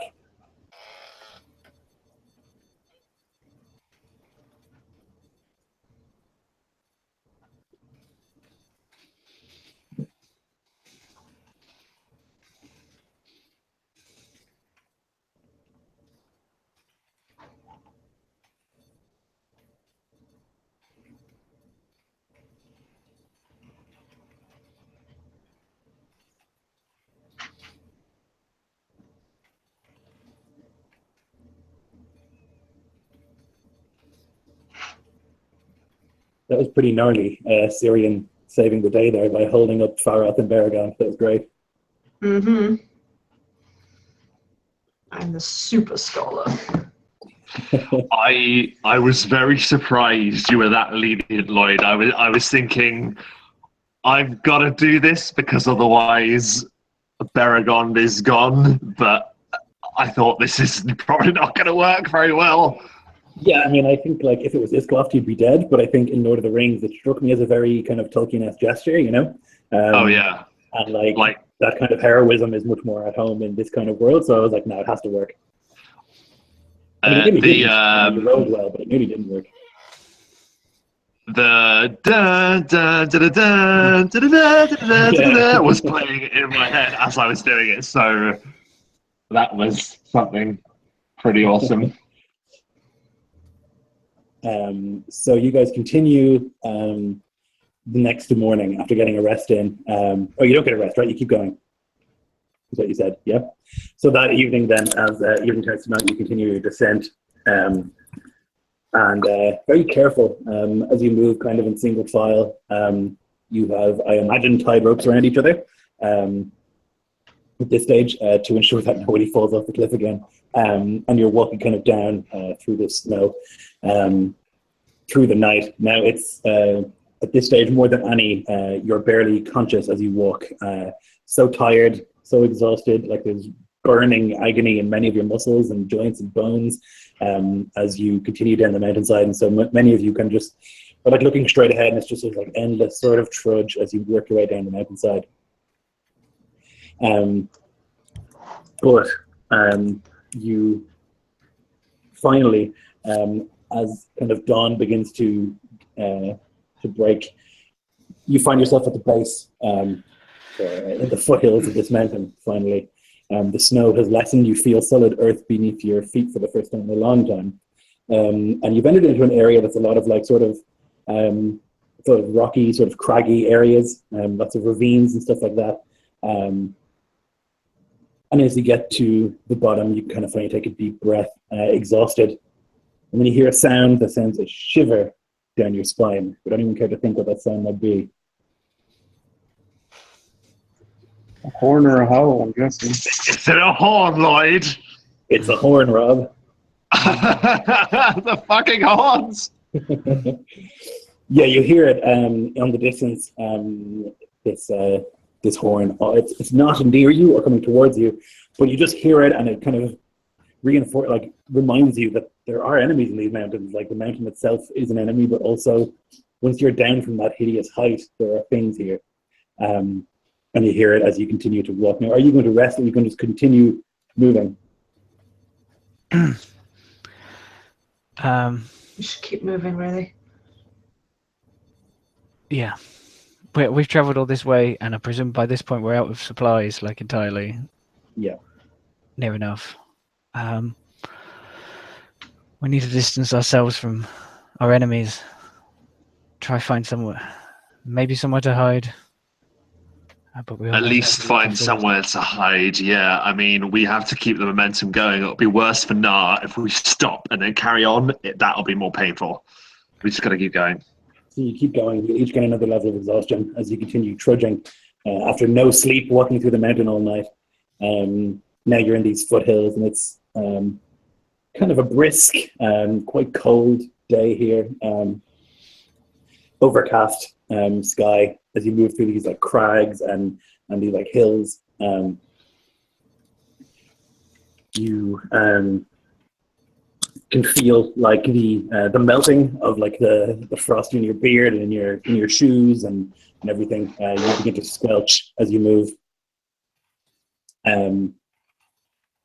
Yes, you would. I know you would still get it, I think, because you haven't slept or anything, and I also think that it's just knackering nonstop this travel.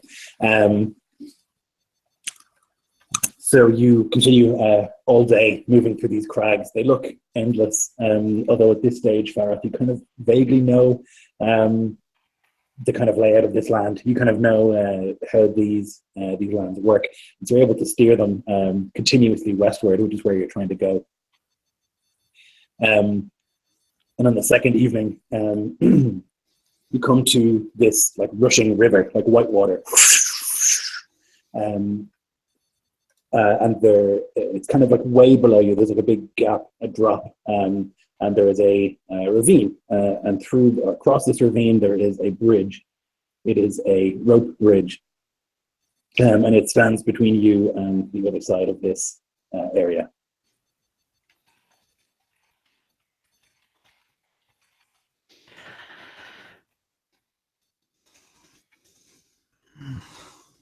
We haven't eaten for like a day, About a day and a day, half, yeah. 2 days. Right. And we're doubly exhausted. So we are crawling in terms of speed here. If something goes drastically wrong on that bridge, that is gonna be the death of us. We won't have the strength to save ourselves. We got 2 levels of exhaustion, right? So yeah, that's half movement, I believe, as well as the abilities and stuff. I mean, I'm not being meta. Like, I'm just saying, oh god. Yeah. Okay, Faroth is going to turn to his friends and he says, "It is probably either myself or Baragon who is lightest of foot. I suggest one of us crosses first to ensure that it's safe." What can we see visually from this rope bridge? Is it in any kind of condition, or is it absolutely tattered? It doesn't look wrecked or anything. It's not a solid bridge, you know. So like that in itself is making you nervous, but it doesn't look like it's in bad condition.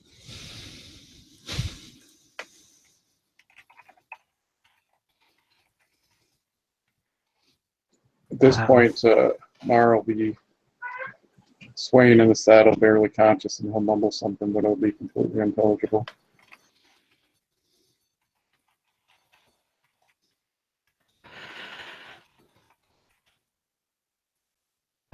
To be able to support wolf and a horse.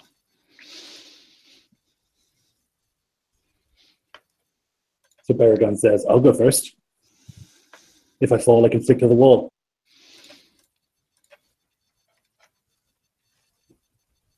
As you wish. And so, with a burglar's grace, he begins to move across this bridge.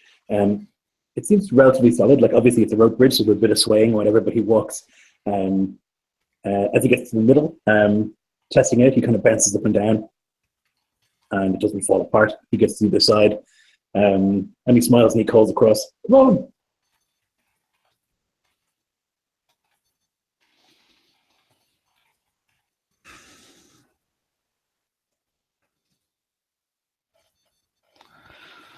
A spear clatters against the rock next to where you are, Faroth. Misses you by a good bit. But as you follow the trajectory, you can see that quite far away from you, perhaps 150 or so feet, there are some orcs. One of them is atop a particularly large, gnarly-looking grey warg, while the rest are on foot. And they are moving towards this position. Faroth, his eye line, like you say, follows the trajectory, and he takes one look at the orcs, turns to Syrian and says, "Get now across the bridge, we'll hold them off." And he unhooks his bow from his back, looks to Cynric, then looks to his old rival and says, "Do not hesitate." he pulls out the broadsword. So, how are you getting Nar across the bridge?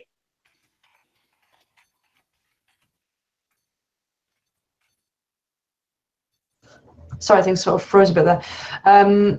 Okay, well, presumably he's still on the horse, so I'd carefully lead him across, although I'd look at the bridge first just to see if it would take the weight of both of them. It's hard to gauge. I'll let you make an investigation to try and figure that out. Okay.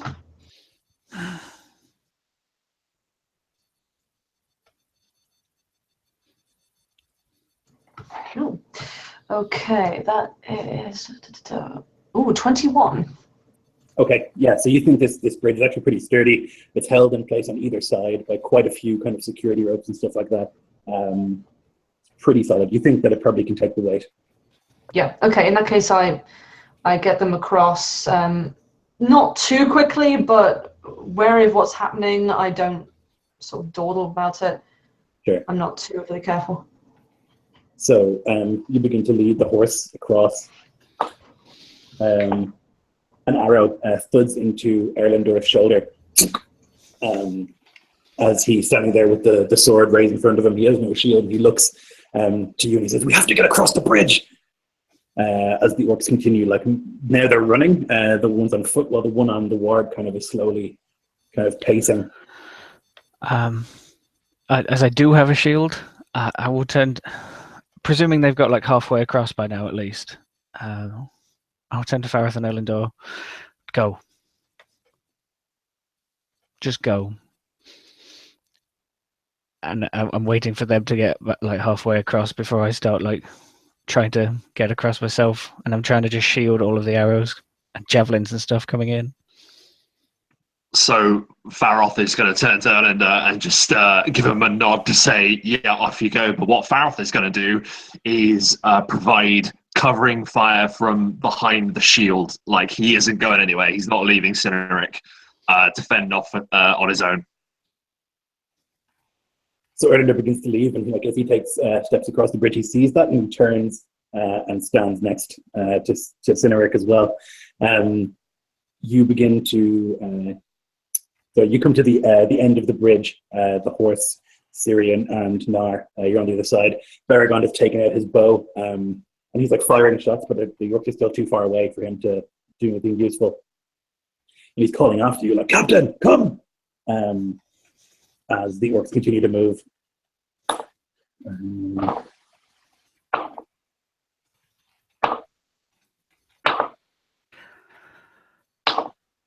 I have AC 17 being off the horse. Right. So one of them will hit you, Farah, with an arrow for 6 points of damage. Okay. Again, like right in the shoulder. And the rest kind of fall either too short, too far, or they thud into the thick wooden shield of Cineric. As they begin advancing further, you can see now that there are quite a few. There's this orc on the warg. He has, you can see his face. He has like removed his lips, so he just has this like hideous sort of massive maw that's there, like a skull almost. And he's enormously fat atop this warg. And the rest of the orcs, there seems to be 10 of them with bows, another 10 on foot, moving towards you. And then you feel it like a and coming out of one of these like crags is a troll, a mountain troll. He's about 15 feet tall, moving on hands and legs forwards. On which side of the bridge? On the orc side. On the orc side, right. I thought it might have been crawling out from somewhere else. Run. Okay, run it is. So you guys come across, get across the bridge, kind of running across it as quickly as you can, and you get to the other side. Now the arrows are continuing to fall, but they're too far away to be effective at this stage. But you do see a sort of rock thrown by this troll. but it kind of gets towards the bridge and it misses and it smashes into the far side of the cliff face and splashes into the water below. Once across, we've all made. Have we all made it completely across the bridge then, Lloyd? Yes. Farrell is going to whirl about, draw his blade, and bring it down hard on one of the ropes supporting this thing. Sure. So you begin to like saw into this this thick rope. Bellander joins you, as does Baragon, and you begin to like cut away these support ropes, trying to pull down this bridge. It doesn't take long for the ropes begin to fray and the bridge to fall.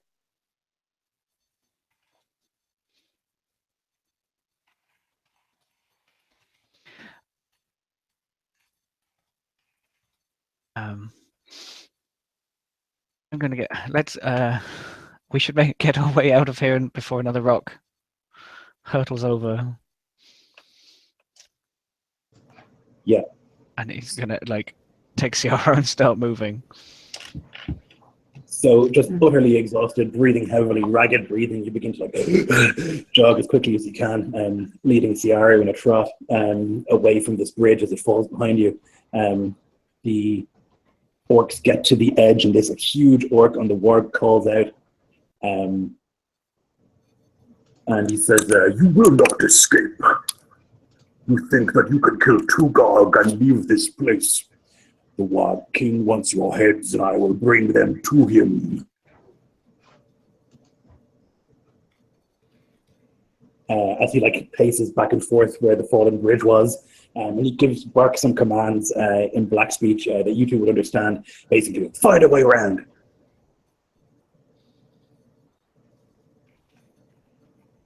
As you guys continue to run, you're running like downhill now, and there's a sort of like a valley between two big hills, and you're moving through that point down towards what looks like freedom, actually, amazingly. It looks like you've made it to the Ettenmoors.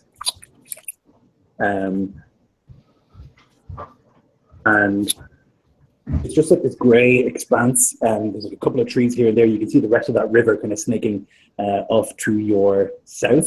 But just ahead of you, there is just like this wide open expanse. And it kind of sinks as you realize there's nowhere to hide in the Ettenmoors.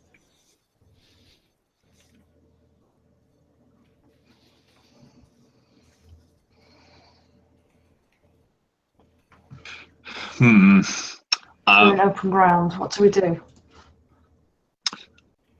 I think Farroth is going to rack his brains about the Ettenmoors, as it's one of his known lands. I'm going to try and make a survival check to see if there's anything about this land that we can use to our advantage in either escaping or, in the worst case possible scenario, holding defense against our pursuers. And I believe I get advantage on this, as it's a known land, yeah. Oh, yes, that... Oh, but you do have disadvantage on ability checks. Is survival ability? Yeah, because you're using the lesson. Sorry, more. So in that case, then that is it's still not bad. That is 17. I would bring up at least one place in each known land where you can safely take long rest settlement, where you have friends, perhaps, or a hidden cabin in the woods, or a dry, defensible cavern, or some secret glade. So there should be somewhere you know here that is safe. It might not be close, but it might be. There is somewhere we can go. Then, in that case, you have heard of a secret house here within the Ettenmoors. You know that Elrond keeps a patrol here. That he wants to make sure that nothing is coming into his lands from the Ettenmoors, and you think there should be elves here somewhere. But where is not so clear. You do know that if you continue westwards and south, there should be a place there that you've heard of. Sort of within a thicket of trees, there's supposed to be a hidden elven house. And Farroth turns and says breathlessly to his companions, Elrond's people, they have an outpost out here. We're to head in the direction that we have been bearing. We should be able to make it. It's just a case of getting there. How is everyone? I mean, we're at half movement speed, so we don't go that quickly in terms of exhaustion. But I think we look relatively fine in terms of health.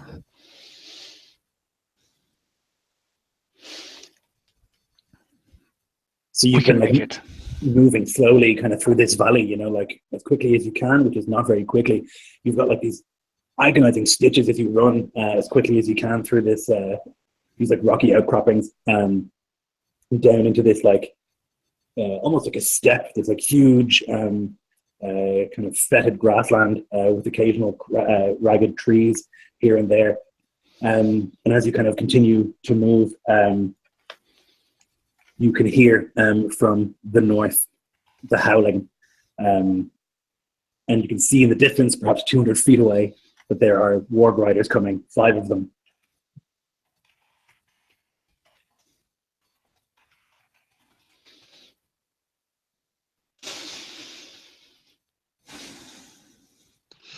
If Nar is attacked, he won't.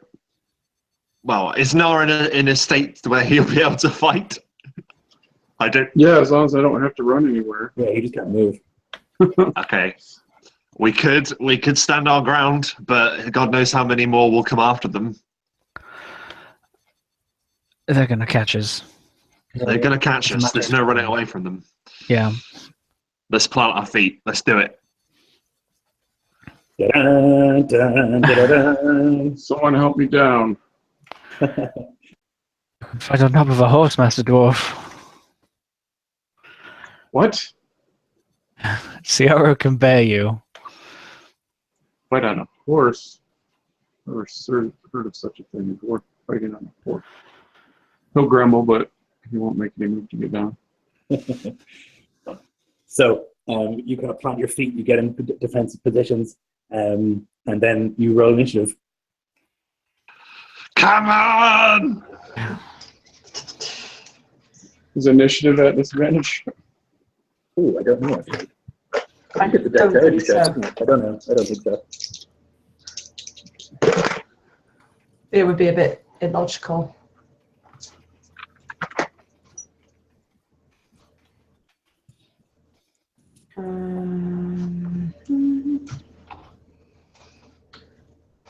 Okay, I got 12.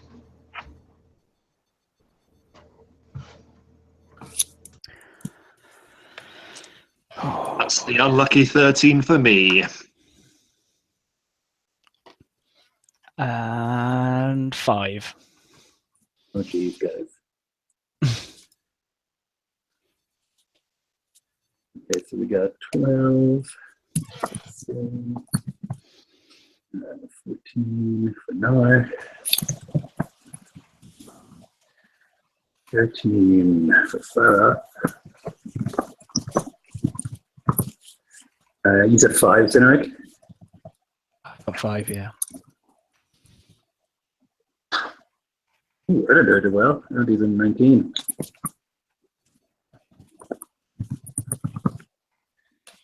Baragon. I just assumed that he has +4 to initiative, which put him at 23. Okay, this is a big lift. Oh no. So, Baragon is first to act. He pulls his bow and fires a shot at one of the wargs carrying these orcs. And he succeeds, catches it in the foot, and the warg kind of like moans and tumbles, throwing the orc from its back. Thakrak the Gorger, who is this orc with no lips, it does something mysterious off screen. Erlandor pulls his broadsword and grasps it in both hands, and he runs forward towards these wargs, and he shouts, "Anarion!" as he does so, but he won't get to them this turn. Nar. So how far away are they at this point? Oh, sorry, they're about 100 feet away from you.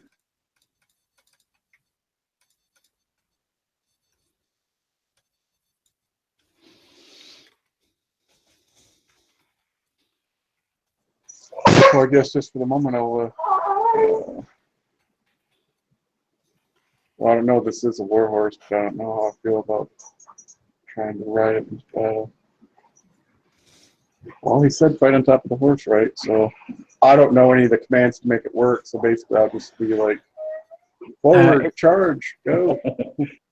Oh, if he starts going forward, charge, go, and like kicking into the sides, I sort of like give Sierra a look and then like whistle and just flick my fingers, and she just bolts forward, I guess. Nice. And I begin screaming as I hang on to one hand, holding my weapon in my lap with the other. All right. So the Warg Lancers do something mysterious off screen also, Farah. Oh. Okay. So we can't see them, is what you're saying, or? Not yet. Okay. How far are the rest of them away from us, the ones that we can see? 100 feet from where you're standing. Okay, I'm not going to reach them, so the bow is out, and I'm going to attempt to fire 2 arrows at the closest. So, Lloyd, that's up to you. Okay. Here we go. The first shot is a nat 20. Oh, baby. Like, direct shot, and the second one is a 19. That's a hit as well. Excellent. So I'll do the nat 20 first. That is a 20 on the dot damage with the first shot. Okay, do you That's want the to nat 20. a D10 first, so see if he dies from system shock. Oh, yeah, sure. That is a 9. Okay, so I think he loses his reactions. Then you can roll a percentile for the critical. Okay. I do love this. That is a 5. Okay, it's a deep cut. The arrow like rakes across his arm, and he's going to take 1d4 bleeding damage at the start of each of his turns. Oh, nice. Okay. Who did you shoot at? Sorry, who can we see? The Warg Riders. Yeah, The there's 5 closest Warg Riders. one. The closest Warg. Okay. Yeah. And the damage for my... is he still up, Lloyd? He is. Well, I mean, I'm going to do the damage for my other arrow as well. Oh, that was max on the dice. 8, 9, 10, 11, 12. And +2 because he's an agent of the shadow, so 17 points of damage with the next one. Good Lord, he is My dead. goodness. Yeah! So you fire these 2 arrows quick. The first one like rakes across his What I arm, do is I have and he like lets go of the Warg saddle, and as he like flies back in it, the other arrow catches him in the throat, and he falls off the Warg. So that's Farath. Murak Og does something mysterious off screen. And Syrian, it's your turn.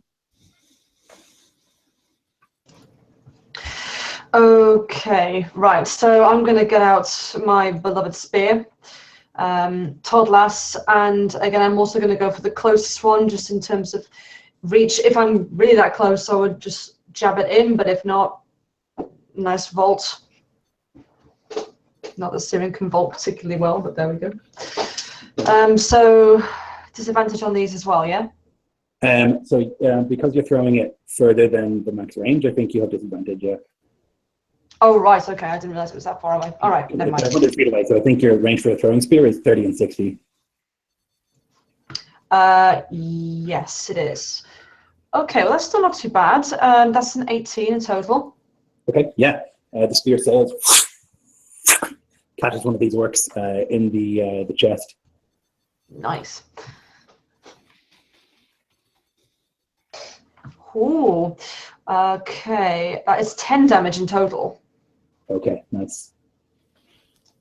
Yeah, it thuds into like his torso, and he like rides with the spear embedded in him. The Warg Riders, these are the ones where you are. They begin barreling forward. Now, one of the orcs is wargless, and one of the wargs is orkless. But the other 3 continue barreling on at maximum speed. They're going to get to Nar first, since he rode towards them, and so they're going to try and strike at you as they ride past. The first one misses entirely. The second one, though, connects. This like sort of like a war pick, like smashes into the chainmail. doing 4 damage. And the third Is that to misses as well. Ciaro? Sorry, or No, Dinar. to know? Okay, fair enough. That's okay. One of the wargs is going to bite at Ciara, but does not get through the chain. The other one doesn't either. So both of them just like try and clamp down, but this like thick mithril coat protects Ciara, and they howl in pain as some teeth are broken. Now, So- are they stopping to attack me, or they're like riding by? Would I get a chance to get a attack of opportunity if they're riding by? Yes, you can do that. They're running by. Bad time to dump on my dice. One moment.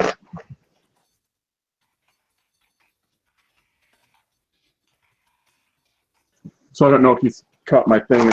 For my last turn, I went ahead and entered into a rage. Yeah, that's all. I'm going to. Can I attack recklessly with an attack of opportunity? Or is that only on my? I think it's when you take the attack action. Okay.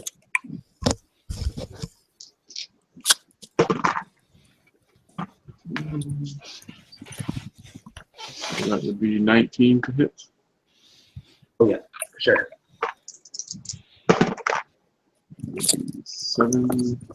13 points of damage.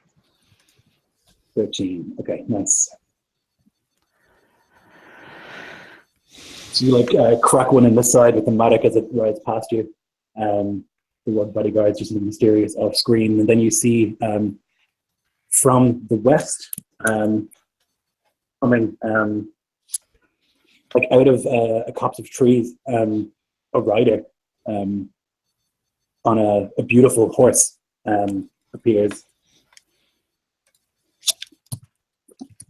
And she is an elf, and she begins barreling towards these orcs and their warg companions. Here.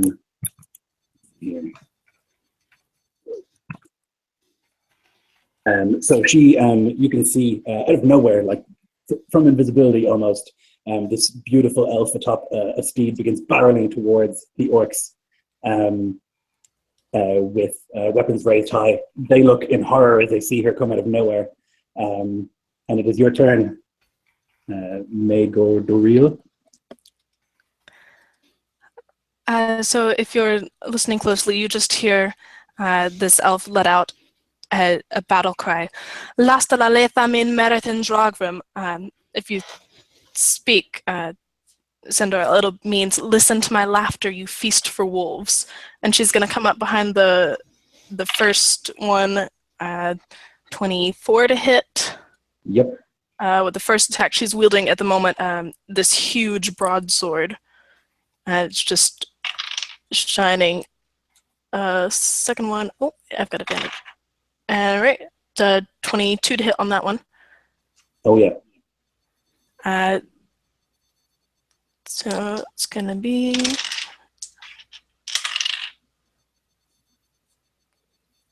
uh, 19, 16. We're looking at close to 40. Okay. I think it's 37. So absolute brutality. You ride up behind this orc and just sever the head in one go. The orcs like look on in horror and they're like, "Ugh!" As like this shining elf appears from nowhere. Is that it for you? Yes, if you were the two closest humans or dwarf, as the case may be, who heard the battle cry will gain benefits of reckless attack. And oh, I'm sorry, I need to add more eight more onto that attack, to that damage. So you guys are going to add 4 damage to any successful hit. Nice.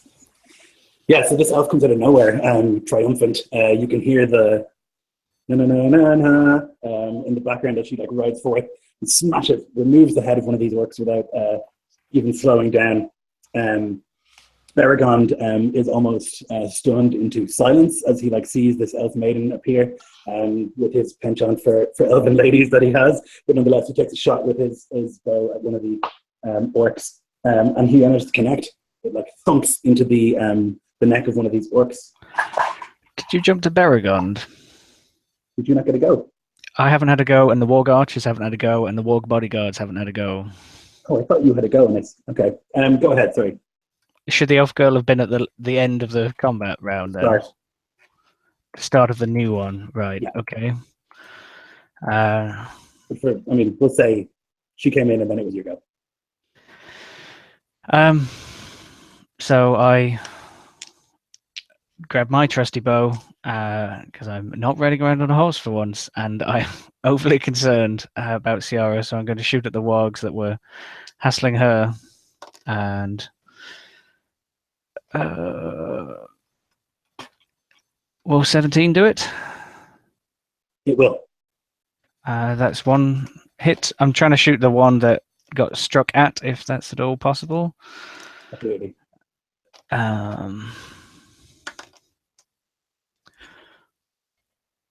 That's 12 damage. Okay. Is the orc still going? Yes. Oh, shoot him again.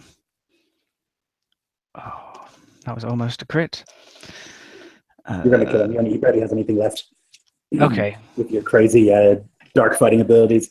I've got less of those on a bow shot, but it's like 11 damage. Oh yeah, for sure. So yeah, two large arrows arc their way into that already injured orc as he's like spins from the attack against Nar, and then they thud into his chest as he turns back round, and he's gone. Nice.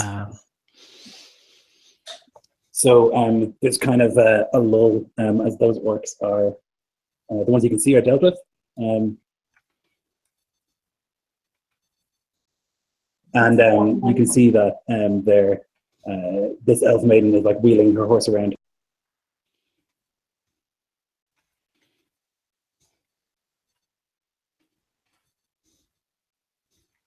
Sorry, and it is the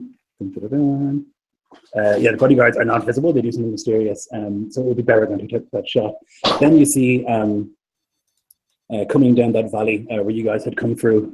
You can see this this big corpulent orc atop this grey warg, and he like rides almost casually into the area, and like surveys the place, looks around, and he's like sees this elven maiden. He sees all of you, and this like lipless smile comes across his face, and he just like lifts a metal gauntlet and points, and he shouts something in black speech. That is his turn.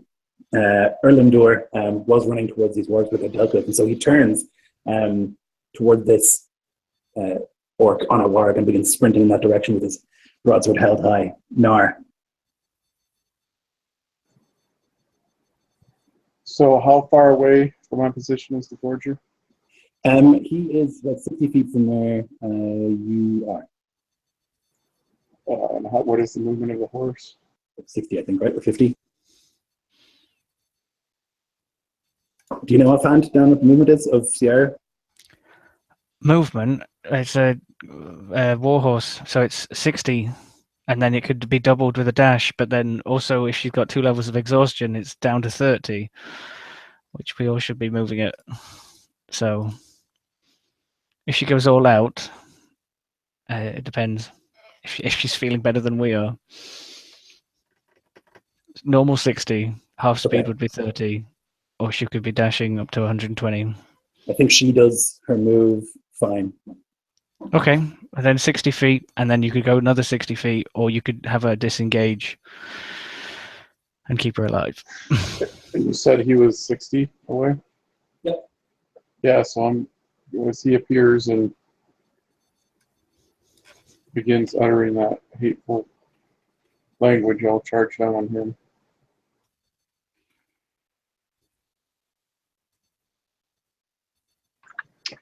And this time, since I'm attacking, I will do so recklessly. Oh, nat 20. Oh, baby, nice. So that's double the dice. That could have been better. 7, 11, 17, 27 points of damage for the first hit. Oh, goodness. Okay, give me a percentile, please, for the crit. Okay. I always hope that will happen when I attack recklessly, but it normally doesn't. 43. 43. Oh my goodness, that's a great one. So you swing the mattock as you approach this orc on the horse or on the warg, and the blunt side of the mattock just like crashes into his elbow, and there's like an audible like crunch. His left arm is broken. He was holding this big two-handed sort of mace, which he like lets fall limp in his right hand, and he like clutches his arm broken to his chest, and he cries out. And then a 17 for my extra attack. That hits as well. Okay.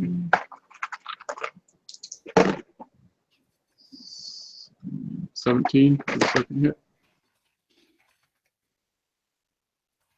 Okay, 70 damage, yeah? Yep, 17 Okay. damage. Nice. Yeah, so 2 big hits on this gorger, and he looks on in horror at his ruined arm. That was nice. So then the warg lancers behind this guy, a number of orcs atop wargs with spears begin barreling down the hill. 2 of them are going to rush towards you now.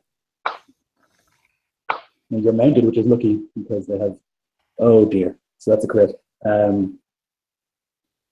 So one of them managed. I was like, "No, don't worry about it. You're lucky because they have advantages around the ground." Nonetheless, one of them like tries to spear you as it goes by, but misses entirely. He keeps running. But the other one managed to get the lance and like drive it into you. I need a. Do you want me to roll a percentile? Or do you want to roll it? I can roll a bit more. Choose my own fate, as they say. 58. Oh, sorry. So the lance spears into your gut, and like snaps as he like rides by. You have an internal injury. You have to make a DC 15 con save in combat, otherwise you can't act that round. So it spears right into your gut as he goes by. The other 3 of these run past you and down into the killing field below. One of them is going to point his lance toward Baragon, but can't quite get there yet. The other is going to rush at Erlandor and hits him, spearing him through the leg. The other one is going to rush towards the rest of you, basically, but won't be able to get there in time. So that's it for the Lancers. There's a lot going on here. Farrell, it's your turn.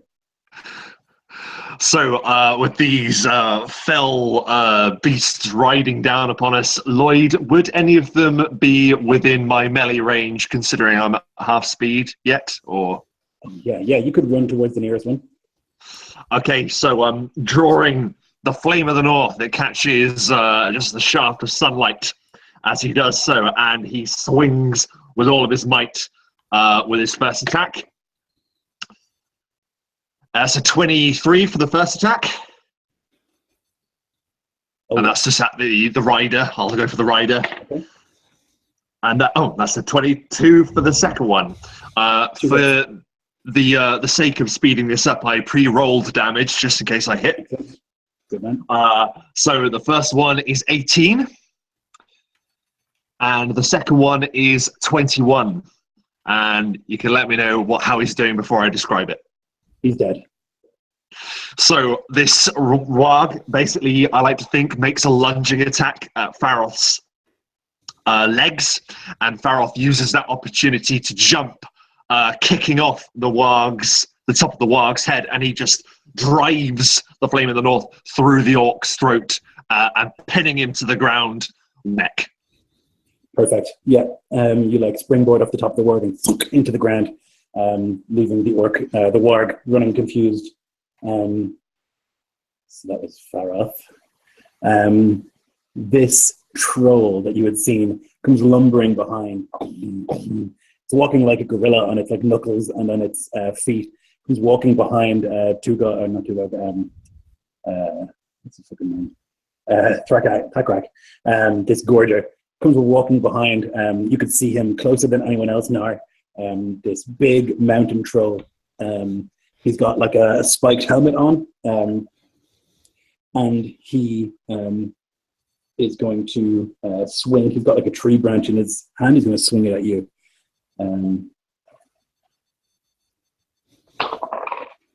But he misses into the ground. There's like all this like splintering of branches and stuff. If he like smashes the ground with the tree branch, he then tries to like backhand you off the horse. He misses that as well. So just you like feel this rush of air as this massive like tree trunk arm just like, swings over your head. You duck just about, and it's like roaring in your face. Syrian, it is your turn. Okay, so how many of these orcs are left now? So there are 5 lancers who are still alive, and there's Tugog so far, and then there's also the troll. Not Tugog, I keep saying Tugog. The Gorger and the troll. Okay, and is the troll looking quite weak at the moment? Troll is looking unharmed. Okay, fair enough. In that case, I'm going to concentrate my fire with the short bow onto the weakest looking warg riders and the lancers. Okay. Still disadvantage, yeah? Not for attacks. Not for attacks, no. Just for Not for bonus. attacks, okay, because I rolled 2 just in case. Okay, in that case, that is still attacks. That is 24. Yep, for sure. And I rolled damage beforehand as well, so that's 8 in total. Okay, 8 nice. piercing. On one of these lancers, yeah? Cool. Yep. So, after Syrian, from the side where the other, those war riders are gone actually, so that doesn't matter. But from the side that they had come from, come 5 more warg riders. These have bows, and they and they start to pull, and arrows begin to fire. So, nope.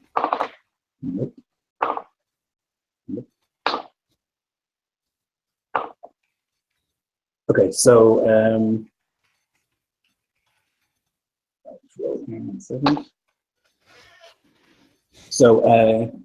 Faroth, Beregond, and Cineric will all take 5 points of piercing damage from these arrows that they like. As you're like looking towards the lancers who are coming from straight ahead from your left hand side, basically these warg riders are firing arrows at you as they are approaching. Cineric, it is your turn. Are the warg riders, not the lancers, are the warg riders all dead? Warg riders are dead, yeah. Oh, all the warg riders dead. Okay, fair enough. So there's the lancers and there's the archers who are up. Right.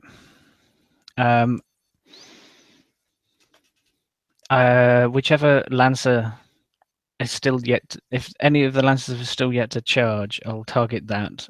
If not, I'll shoot at one that's already in combat. Sure. Try and save someone a very nasty hit.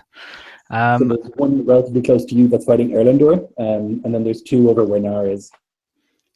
I'll shoot the one with Erlendor. Okay. That's 17 to hit and a 15 to hit. Yep, 2 hits. I pre-roll damage and it's 21 damage on both hits. Excellent. Between them. Okay. Does that down him? It does not, but you could roll me. How much was the first? They were both roughly even in damage. There wasn't a large discrepancy. Okay. So. Okay, that's fine. Yeah, so he's still up. I make my way slowly towards the main combat, and what I want to do, depending on the movement.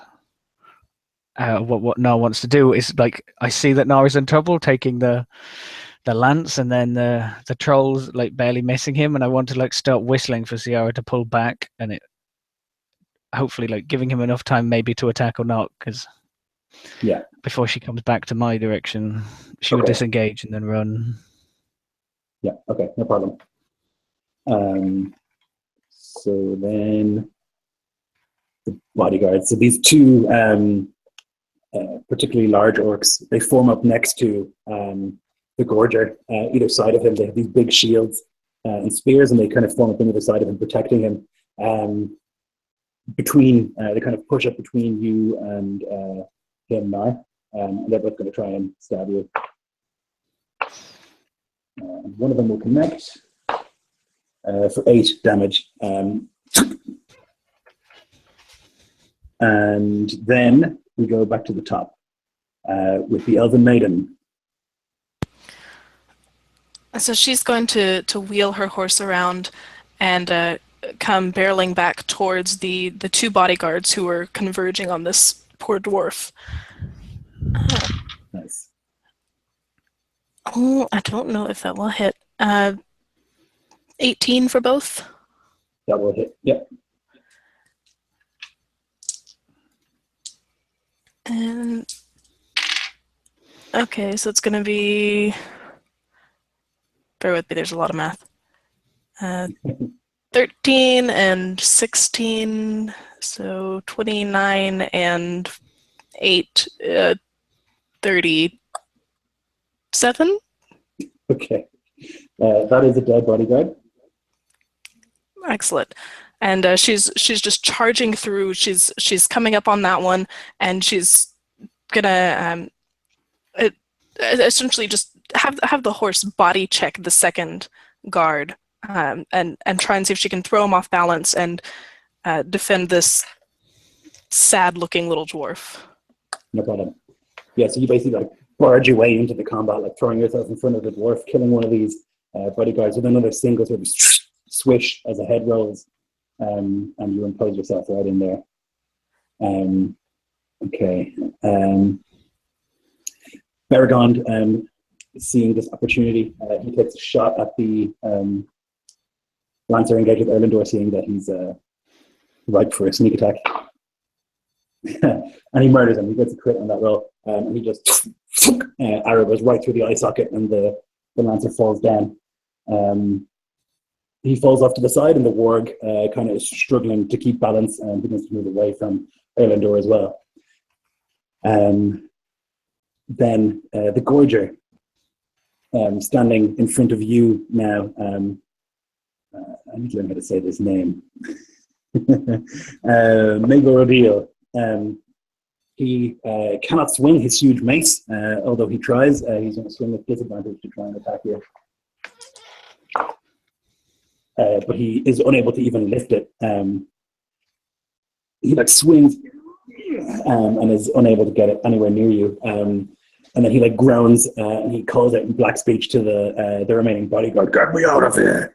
And he is going to have his ward disengage and move away, but you can make an attack against him if you like. Absolutely. Would I be able to as well, or is he able to me? Yeah, you could. That would be a crit fail. Okay. So not today. The bodyguard like moves in front and like 22 manages hit to for mine? block it. Yes. However, the bodyguard jumps in the way, so you'll do the damage to him. Fair enough. That'll be 21 points of damage to the bodyguard. Is that in one hit? Yes. Excellent. Roll me a d10, please. That would be a 2.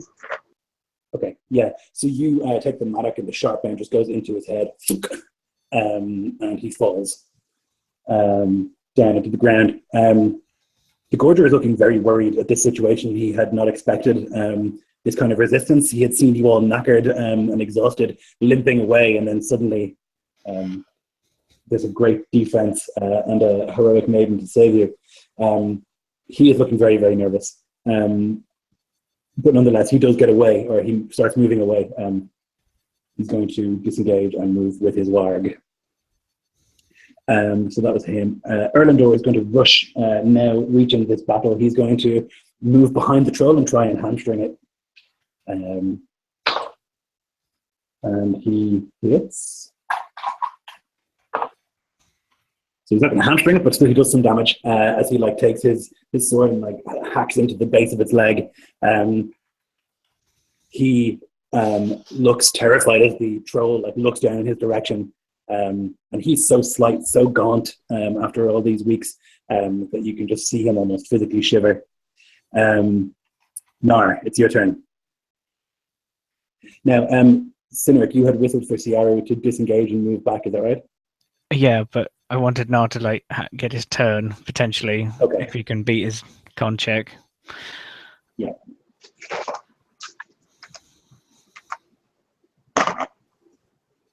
So that would be 18. Yep, okay, you can normally. Okay, so the troll's right there, but the Gorger has ran off. Yes. Hmm.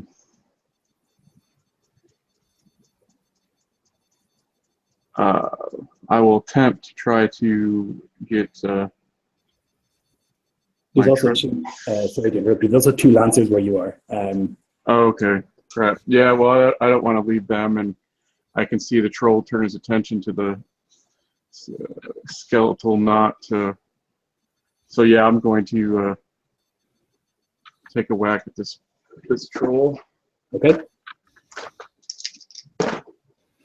So that's 23 for the first hit.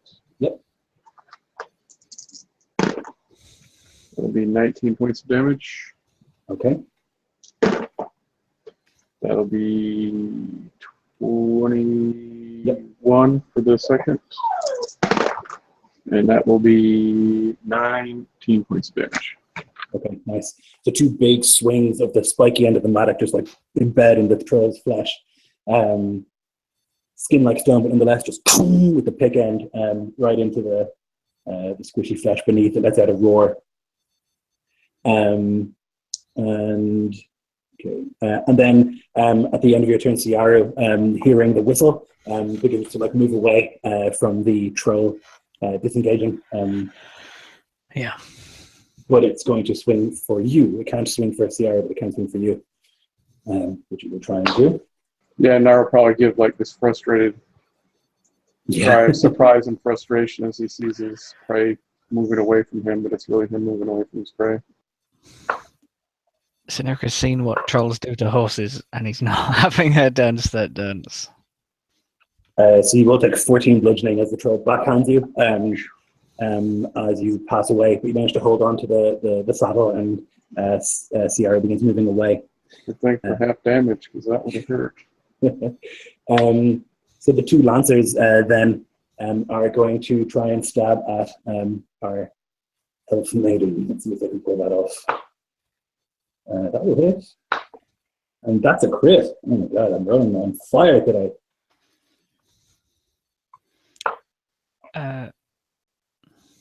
Yes? What are you attacking with, sorry? Lances. Okay, right. Spears, basically.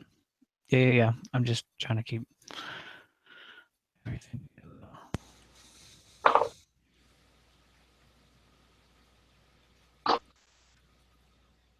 Okay, so it's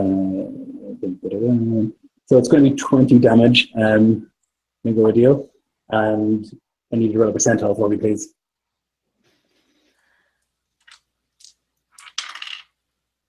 Uh, 52. Okay. Yikes. So I'm seeing shaking heads. it's bad. So one of the lancers connects into your leg, and as you look down, the other one like swings the spear in like a long arc that like catches you into the chin and like cuts under there, and you're like knocked off the horse. You're prone and stunned until the end of your next turn, as you're like knocked off the horse and crack into the ground below. You can just hear like as you fall with this like worried kind of panic screaming from your horse as you're knocked onto the ground. You are dazed. 50 is bad. It's a bad area. So that is the. Let me see. And then it is your turn, Farah.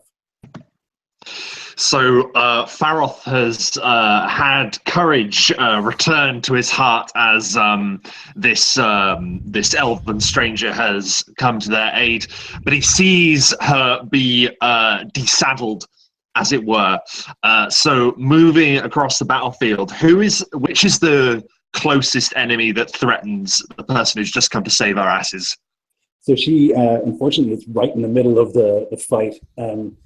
Around her, there are 2 warg lancers and the troll that are right there. She's been knocked off her horse. The gorger has fled from that area. He's like running back into the mountains, kind of.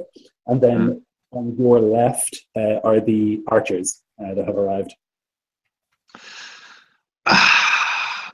Which one? Would I be able to reach to where the troll is and stuff, or? Did you move forward last time? You did, yeah. You moved towards that. I did, yeah. I've just been moving forward the whole time. Yes, then you would be able to. I think I've got you here moving twice. Yes. In that case, then, yeah, drawing as much attention to myself as possible whilst doing so, I am basically twirling the sword round in front of me like this, and then I bring 2 strikes at the troll, I'm going to say. The first being a 19. Yep, Troll's AC is 15. So. Okay, and the second is a 23. Excellent. I have pre-roll damage once again. The first one is 22 points of damage. Very nice. That is with all the bonuses I'm getting in this fight, which is nice. And the second one is 26 points of damage. Oh my goodness. I know. So you rush at the back of this troll. It's like lumbering, and it's like looking at the fallen form of this elf, and it's thinking like, I've never eaten elf before. This is going to be great. As like a hand is like reaching down to grab, and then like out of nowhere, there's like 2 big cuts at the back of its right leg where Erlendor is, and it falls to one knee, and that's this like idiotic sort of moan of pain, like ooh, as it falls down to one knee. And that is Faroth. The troll now is going to turn at its aggressors behind it, and it's going to swing this big tree stump that it has. I need you to make a dex save, Faroth, and Erlendur will do the same.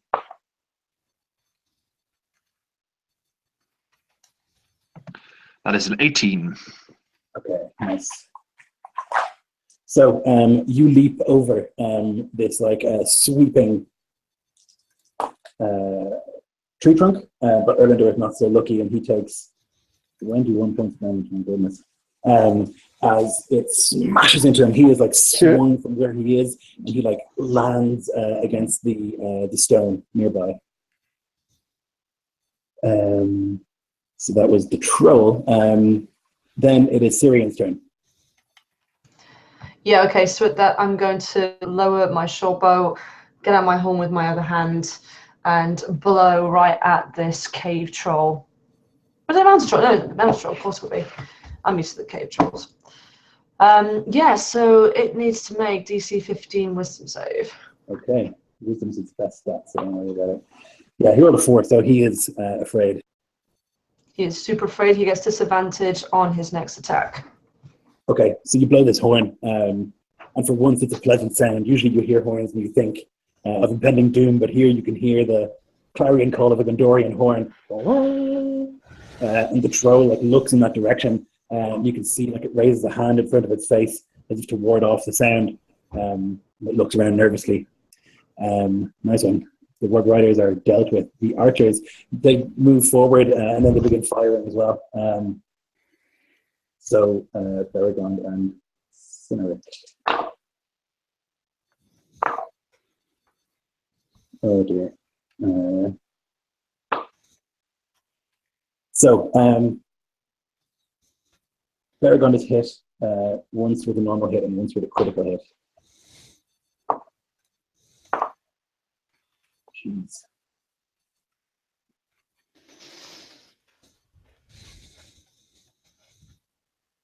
I will roll for his.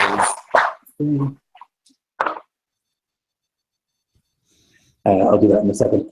You, Cynaric, are hit once for 8 points of damage from an arrow. And they begin, they continue to move forward, basically. And after the archers, it is your turn. Okay. What was Baragon's crit thing, or are you saving that? I just rolled it there. Oh my god! So it's a 61, which is lose an eye. Wow. Jesus. So an arrow comes sailing, and as Baragon is like dodging one arrow, it just rakes across his face from the right to the left, and it catches his left eye. And he like brings his hands up to his face, screaming out in pain, and there's just like blood gushing from his left eye. That is not good. God, this is pretty brutal. And then it's your turn, Cynric. Wow. I miss once and hit once against the archers because I'm returning fire against them. Okay. And roll minimal damage. So that's 5 damage. And that's my 5. turn. Ouch. Okay. No worries. The bodyguards are dead and dealt with, and we go back to Megoradil. And I whistle for Ciara to charge back in again for now. Okay, sure. I believe I'm stunned. You are, yeah, sorry. So you can kind of just like barely see through like blurry vision and like stars in front of your eyes. The troll like turn around and he like lets out this horrible sort of like roar as one of the lancers and its warg kind of approaches your fallen form. Beragond is like gripping at his eye and he God, I don't know, if you lose an eye, I feel like you lose a turn. He's like going to just blindly like fire his bow towards the archers and see if he can hit with disadvantage. And he does not. So he kind of blindly, like reflexively fires a shot, but it goes over their heads. And that's going to be Baragon's turn. The Gorger continues fleeing as fast as he can. And Erlandor has been smashed to the rock. And you see like the sword come out of his hand, Farath. And he's like bleary-eyed and like, he's barely got enough skin to cover his bones. You imagine something's broken in there.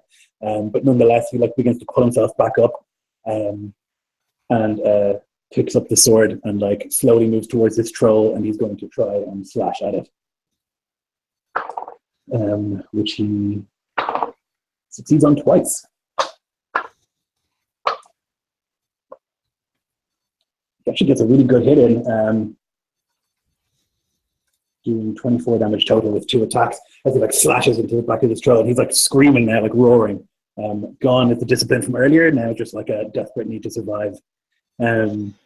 Nar, the horse beneath you, which had just brought you out of the combat, wheels about at shocking speed and begins charging back towards it. So you are back within range of the troll and the lancers. So it was the lancers that I saw knock the elf off the horse, right? Exactly, yeah. Okay. So that will be 16 to hit. Yep. Ooh, nice. That'll be 22 points of damage. Oh, wow, nice. Roll me a d10. 5. Okay, I think that's stunned, or it's 4 stunned. I'll check in a second, but it's bad anyway.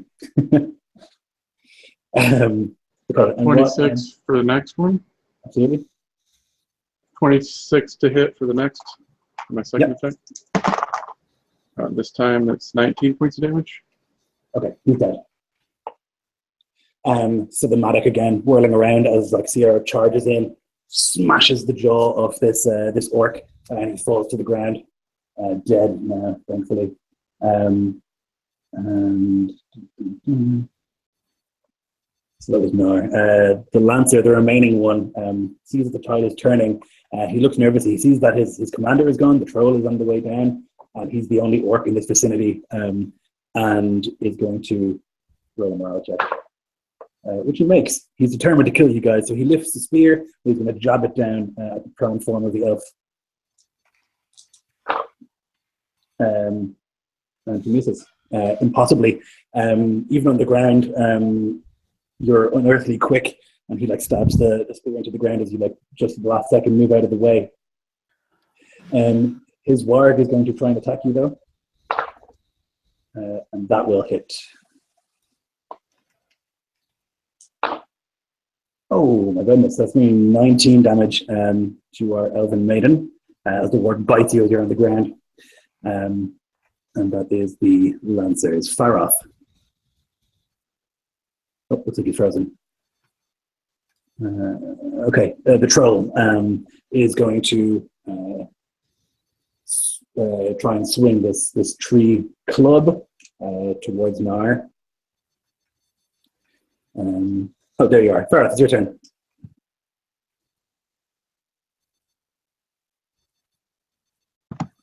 Sorry, Hangouts is going crazy. Okay, so is the troll still up? Yes. Okay, so Faroth, seeing that his comrade has risen up and continue fighting this thing, Faroth decides to take his advice that he gave his friend earlier. No hesitation, and he swings his blade at the troll. The first attack being a 19, so I believe that hits. And the damage is 21. Is the first one? Is it still up? Let me just do some crunching here.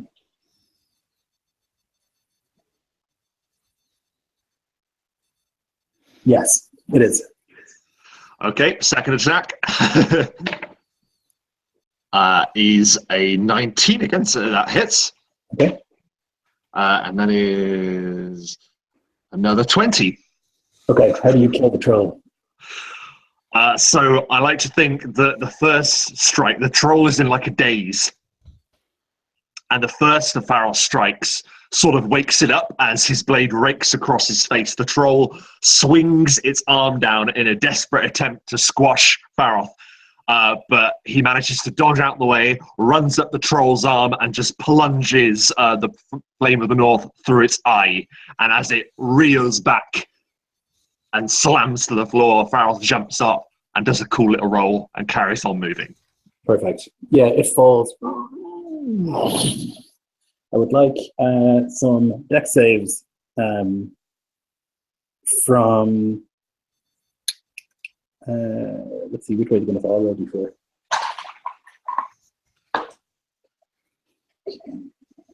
So from the Lancer and from our elf who's stormed. That ain't going to go well. Okay, Sorry, the Lancer, oh. not from you, no. So the troll begins to fall, and it falls in the direction of this Lancer, who is crushed on the ward beneath by the troll. But a huge troll arm falls onto our elf maiden. I'm not stunned anymore, I think. You're not? Okay, then you can definitely make a save. Okay, yeah, you said it's to the end of my last turn. Yes. 18. Okay, then you're fine. So at the last second, you're kind of still on the ground a little bit dazed. You see this troll arm coming from you, and you roll out of the way at the last second. It smashes into the ground. So there are just the warg archers remaining as this mountain troll is dealt with. Syrian, it was your turn. Okay, well, at least the troll's down. So I kind of come off guard a little bit, just for a brief second, and there's a little bit of hope that comes back into his mind. But then he realizes there's still activity going on, and he then takes his bow to aim at the archers. Okay, nice. 17. Absolutely. Cool. So 5 damage, though. Okay. Yeah, you strike the same place that a previous arrow hit this archer, and he falls limp from his horse, from his ward. Syrian, the word riders are work archers. They can tell which way the wind is blowing. They can see that their commanders are dealt with, and that they're not going to win this. And so they begin to wheel their wargs around and flee into the mountainside. If you want to chase them, we can continue. Otherwise, we are out of combat. Just as long as I can retrieve my spear, I'm not going to chase after them. Okay. I'd like to take a parting shot. Sure, go for it. 19 to hit. Absolutely.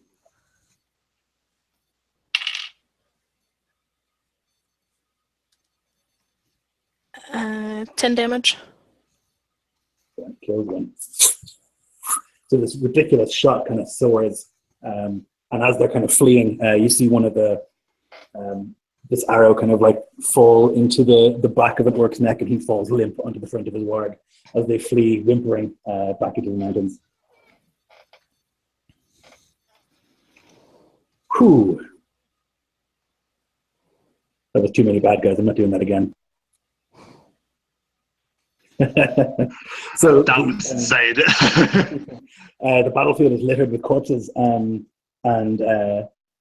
you can see that most of you have made it through. Baragon is like screaming as he holds a bloody hand to his eye, which is just bleeding profusely down his face. And we're out of combat.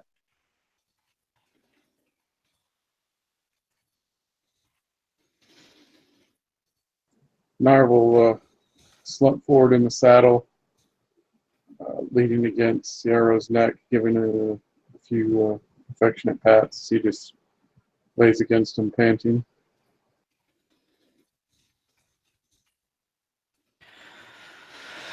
Senua kind of watches the archers leave, and his bow was drawn ready, and then he just relaxes it and slings it over his back, and turns his back on the mountain, and then tries to move to Baragon's side, pulling out something to pad his face with. Here, hold this. Oh, my eye! Cedric, my eye! I know. And he's just like, I don't know if he can even get any like kind of look in, or if he sort of just knows that it is ruined. Yeah, I guess you would have seen lots of head wounds, and they tend to bleed pretty badly. But if you were to get Baragon to pull his hands away, you would see that there is like a cut right through the eye itself. That's no good. Yeah. He just kind of holds. I don't know if he's like down on his knees on the floor or something, in pain, and I just kind of like hold him and hold his hand to his own eye, with the thing like soaking up whatever vitreous substances are coming out of it. I come rushing over.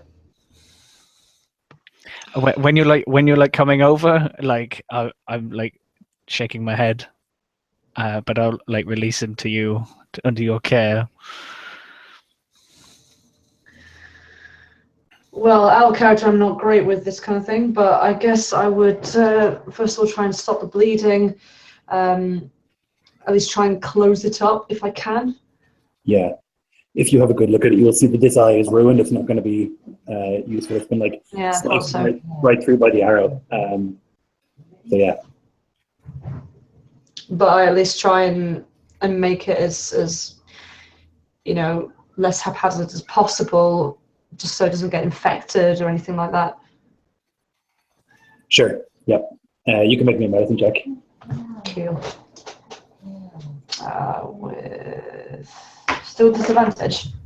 Yep. You're still exhausted. Cool.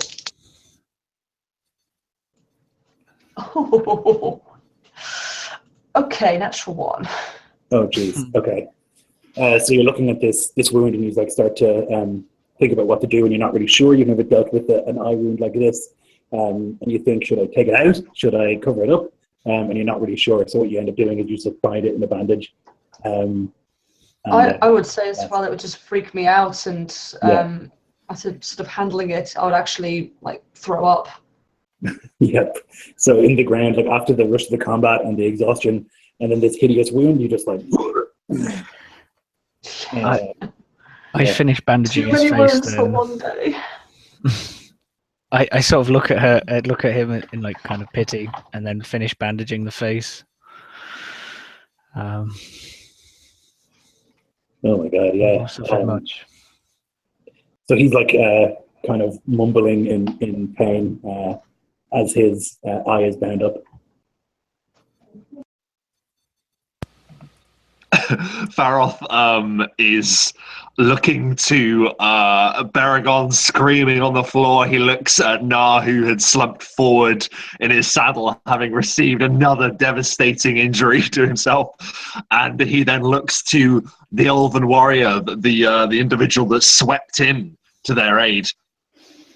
Looking desperately over at her, he says, "Do you have anywhere we can go, anywhere that you can lead us to?" I do. But what brings sons of Gondor, Rohan, the North, and the Mountain here? Something that threatens this entire world, something that we need to warn everyone about. The Dark Lord has come. But we cannot speak of that now. We thank you for your aid, but now, please, we need to get away before reinforcements arrive. Elf friends, tell her that we're elf friends. We'll say tiredly from the horse. What the dwarf said. And who has named you thus?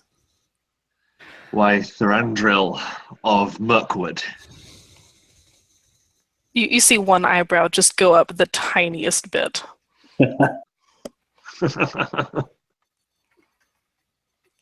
If that is true, then if that is so, then you are indeed elf friend. Thranduil does not give that title lightly. We have some sort of crest of his and something that I can just hold up to her while still holding my bleeding friend. Yes, you were given like tunics and stuff when you were last in Mirkwood.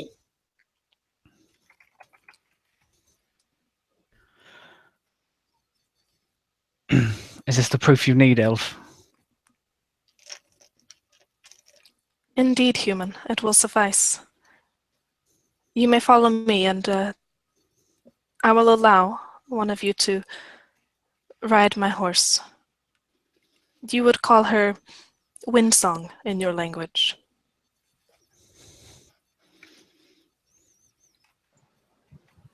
Faroth.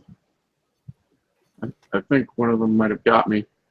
As he sits back and you see the broken lance sticking out of his gut. Faroth, his eyes turn to Null once again, and this time he's fully able to drink in the severity of the wound, and panicked, but also trying to not like worry Nar. He says, "It's just a nick, Nar. Nothing to worry about. You're made of sterner stuff." And like worried, he looks over to Syrian to see if there might be anything we can do before we head out. You see that Syrian's face is quite sort of white, and he's looking a bit sullen and not very well. He's got blood in his fingers. I'm not the best person to ask at this time.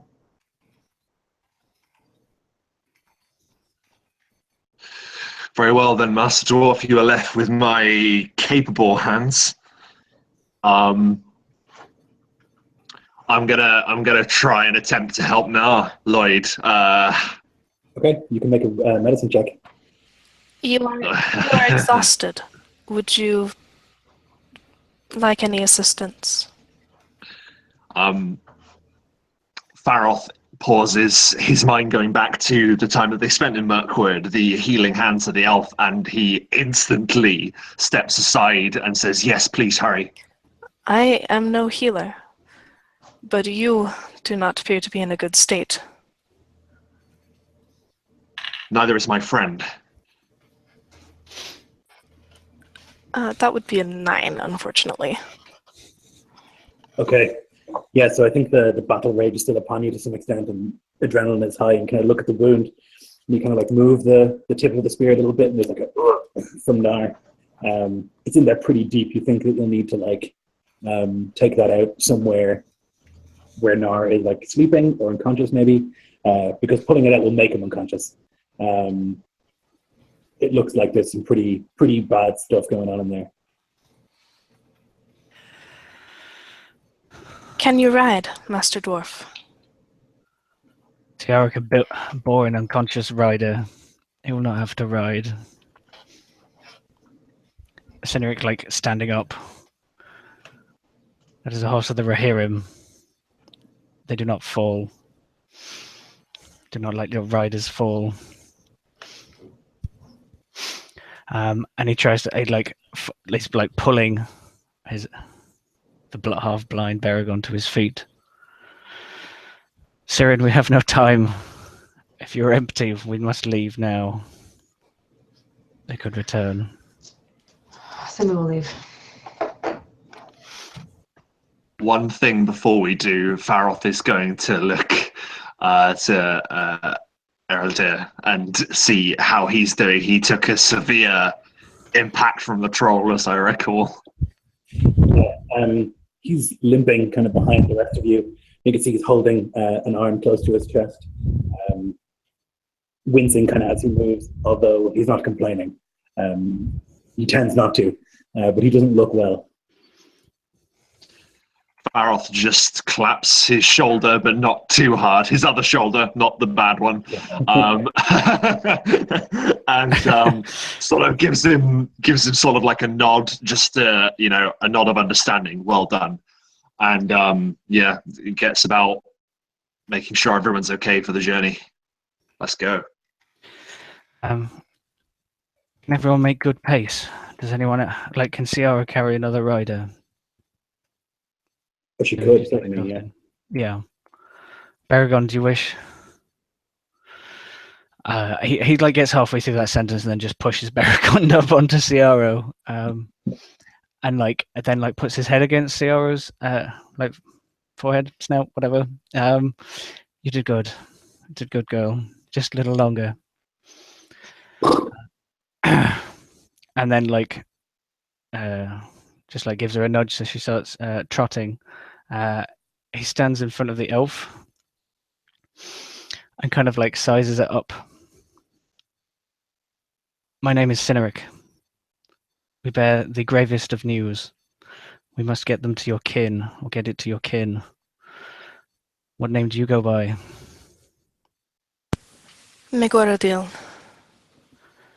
Megoradil. Thank you for your assistance. It has been hell. I don't feel it is going to get much easier for us. It was foolish to attempt the mountain. The news drives us to foolish things. People have to hear this, regardless of what it costs us, and it has cost us greatly. And if you die, then what? Your foolish decisions will lead to more harm than good, man. We're not dead yet. Only barely. I've seen a lot worse. And he kind of rubs at the Morgul blade wound in his stomach. I've seen a lot worse. Come. I will take you to a safe place, and we can speak there. It is not good to discuss the shadow out here so close to the mountains. That would be wise. We have not slept or eaten in days. Anything soft and or edible would be of great welcome. She tilts her head just slightly to the side. I can assist you. And you are not too many days' travel from Elrond. Glad tidings indeed.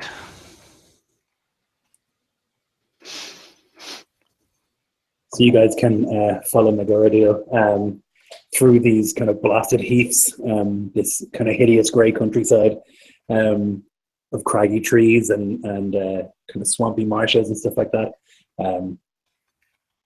It's not a welcome sight after the mountains.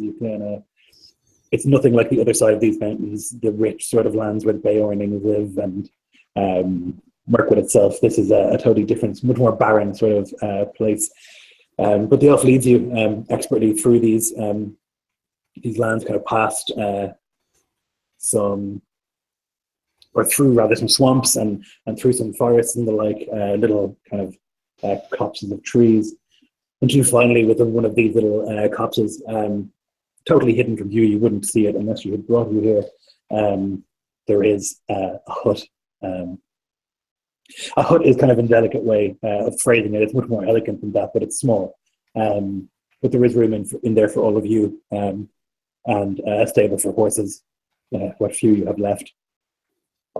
And yeah, she can bring you in there. And for the first time in a long time, there's like a genuine warmth to somewhere that you are.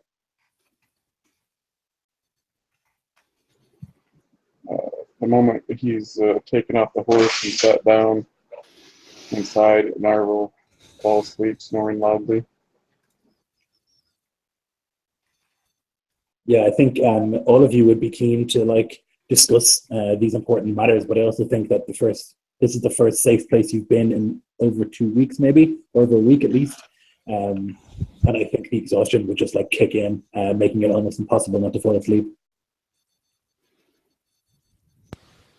Yeah, Megordo would pull out some food. She might have had a broth or something simmering and just hand it to you. Eat, sleep. Talk will come later.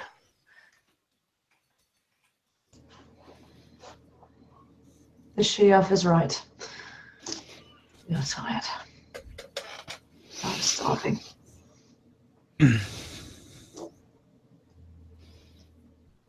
So you can eat this kind of simple broth, but it tastes divine. You haven't eaten in quite a few days, and before that you were eating kind of dry rations and stale bread and the like. And so it's just heavenly, this broth that you're eating. It is the most intense feeling of pleasure you ever had in your life, to take your shoes off and not have wet feet. Just all these little things that you don't really think about, but when you get there, just the delight of being warm and of having dry feet and of having something in your belly is much greater than all of the pleasures of Thranduil's palaces.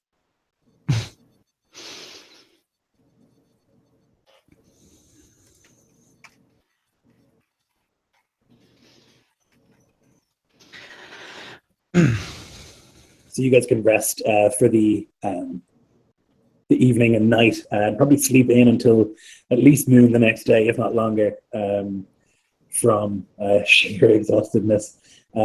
During the night, while Nara was asleep, Megoradil would have gone through the little bit of elven healing she knows and removed the lance and done some stitching, at the very least, so that he's no longer literally pierced with a weapon while sleeping.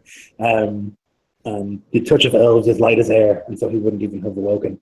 And so then the next day, early afternoon, you would kind of all begin to awake, and there would be food ready and prepared.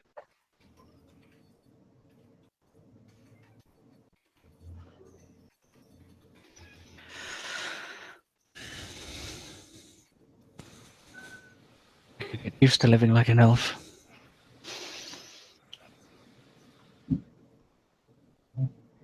I'm not sure if you've ever visited the hordes of Thranduil, but you give them a run for your money. Is that supposed to be a compliment? It was intended to be. Thranduil does keep quite fine halls. This is no hall. I'm not sure what you're imagining or what you're remembering, but this is merely an outpost. You may have been more injured than you thought. Trust us, compared to what we've been through, this is a haul. This is a haul.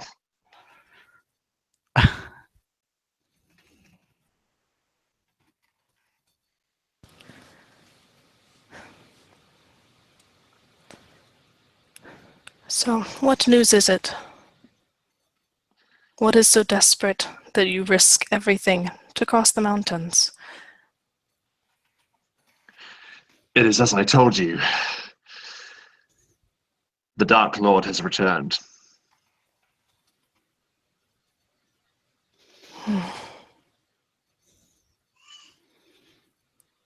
This is no rumor. It is no intel. It is no boisterous claim. This is real. I've seen it with my own eyes. We've all felt it. He has returned.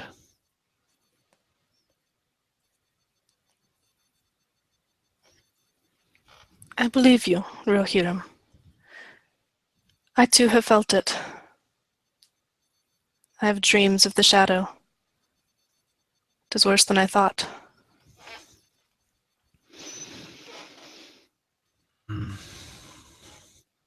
If we do not rally the free peoples, it'll be more than dreams. It'll be a reality that we live all under the oppressive darkness of that shadow.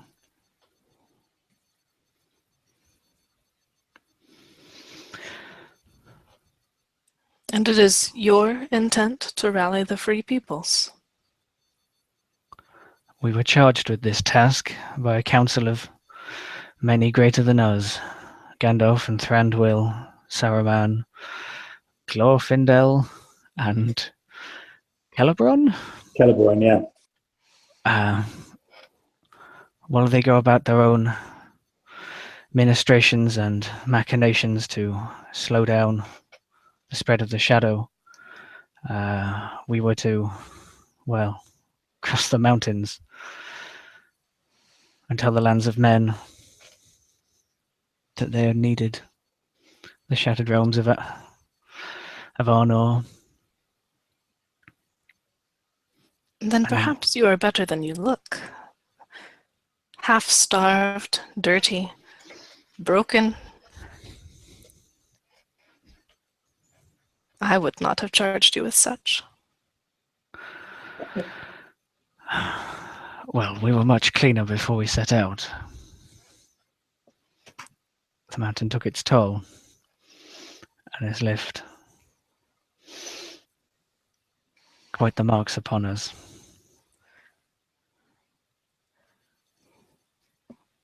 And what is your next step? Where do you go from here? Another mountain, perhaps? I think we have enough of mountains. You were to go to Faroth's lands,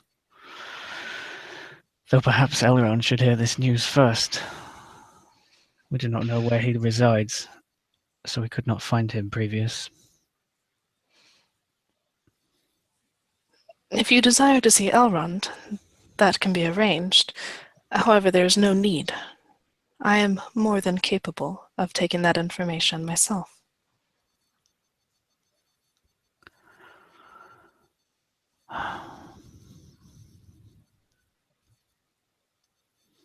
He turns to Faroth.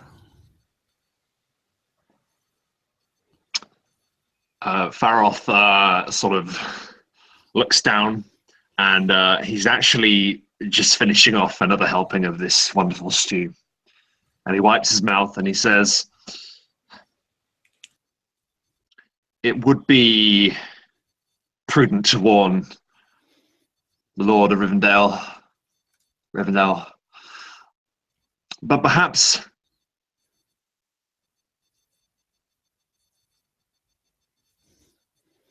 Uh-oh. Oh. I thought that was a very dramatic pause. Yeah, same. Oh dear. So William Shatner School of Acting. Yeah. I'll be back in a second, I guess.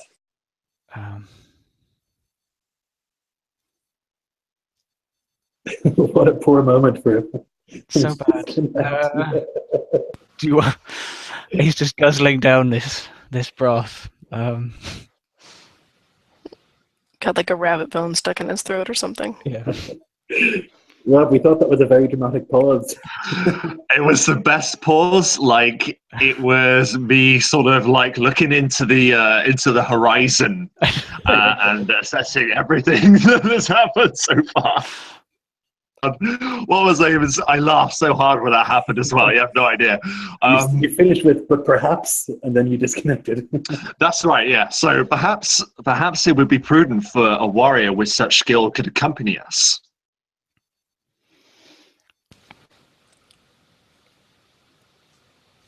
To escort you to Rivendell. And perhaps further, it is a dangerous mission that we have, and it seems that you are more than capable. My duty is here. You say that you yourselves were charged with this task, and it is yours and yours alone. I have my own. And Faroth sort of is a bit disappointed. We could have used like the firepower that this elven warrior can give to any battle. And he sort of accepts that yes, indeed, we all have our oaths to keep, and says, "Well, perhaps if you do take us to Elrond, first of all, we can see what happens from there. We would be glad of your company and your escort."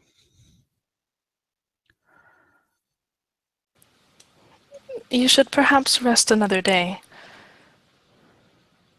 for you're only beginning to look human again. Many thanks, but it is surely time for us to get moving.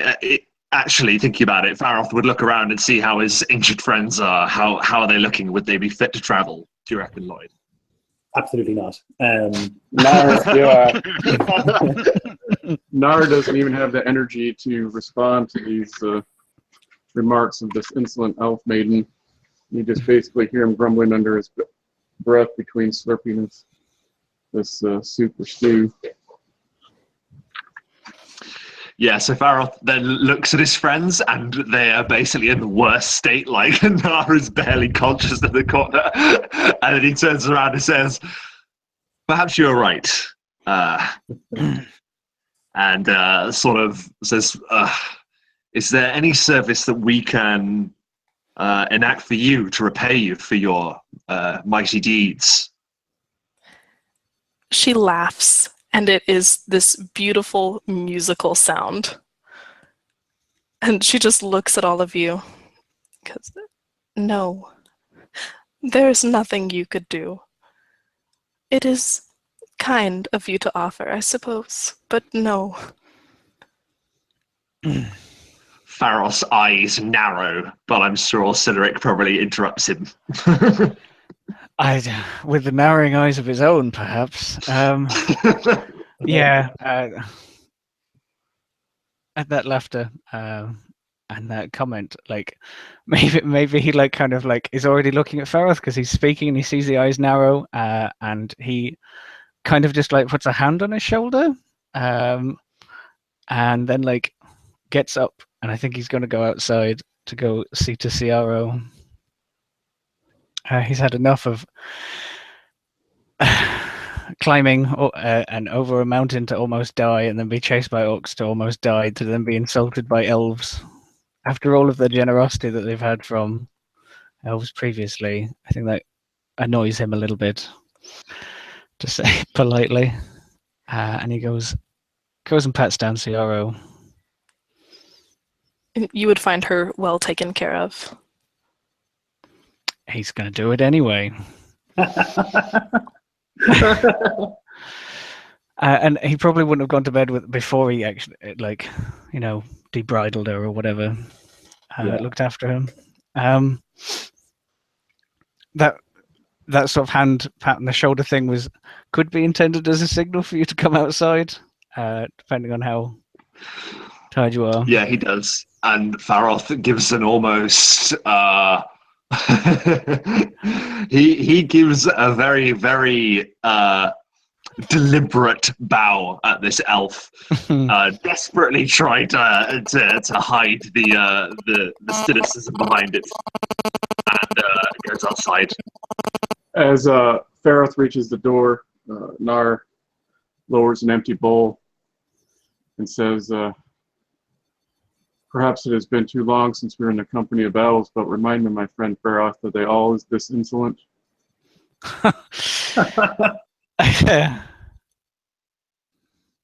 Are you always this ungrateful, dwarf? Yes. Then I shall not risk myself to save you another time. Oh, I could say something. But sure. Yes, I'm sure you could find another opportunity to lay flat on your back for a time. Jesus. Careful, Master Dwarf. I am the one that is feeding you.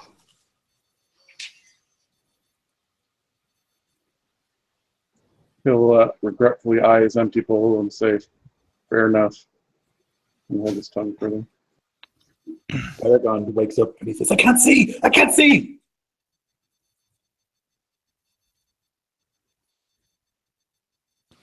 She'd look over at the human who'd been sort of healing and just nod at him. I'll nod back to the same, but after a reluctant stare. And then quickly look away, thinking how inappropriate it is to stare at a lady for too long.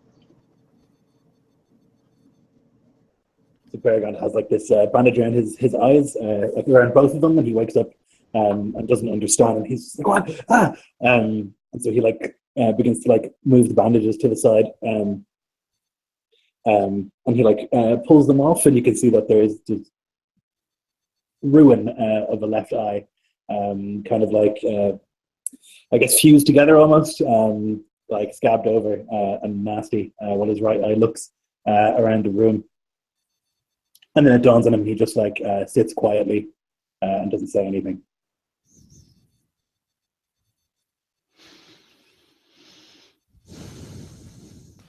I'll just wordlessly hand him a bowl. Yeah, he looks and he like nods, thankfully. He starts eating.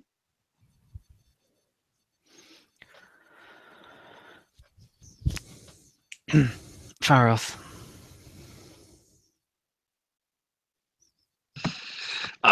Faroth just lets out a big breath, just like, we're outside at this point, aren't we? Yes. That was my intention. Yeah. So we got outside, and I go, "Yes, Cedric." I have no doubt that she can probably hear us out here anyway, but are you okay for this detour? This seems the best opportunity we have to see Lord Elrond, even if your people remain in imminent peril. Faroth sort of looks down at the ground, and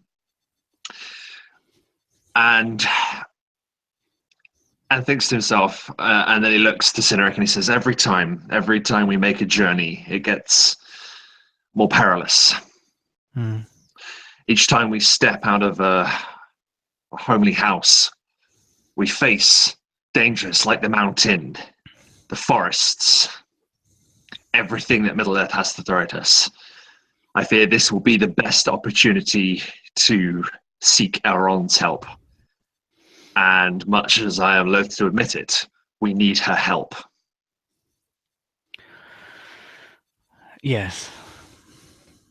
I presume we heard like some of what the dwarf was saying as we left. But yeah, I would imagine that was pretty loud conversation. Yeah. Our friends obviously must stay a little longer. Um, hopefully we do not overstay our welcome before that point.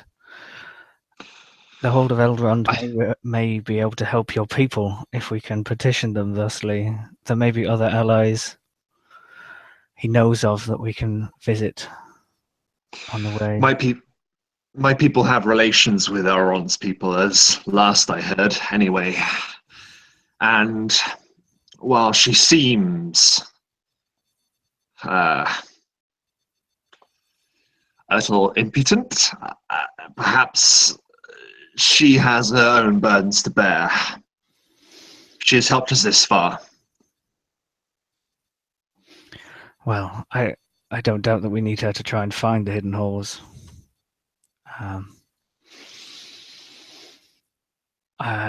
What are you going to do with Erlinder? He fought bravely, but he's injured also, like the rest of our people. I feared what would happen to him if he went alone, but I suppose the best thing will be is to ask him. I shall ask him how he feels about coming with us to Rivendell. I mean, we shall see. Okay. I was not sure. Obviously, we are, and he kind of like looks down at himself, and the ruined grandeur of the House of Thranduil upon him. We're not the grandest sights, but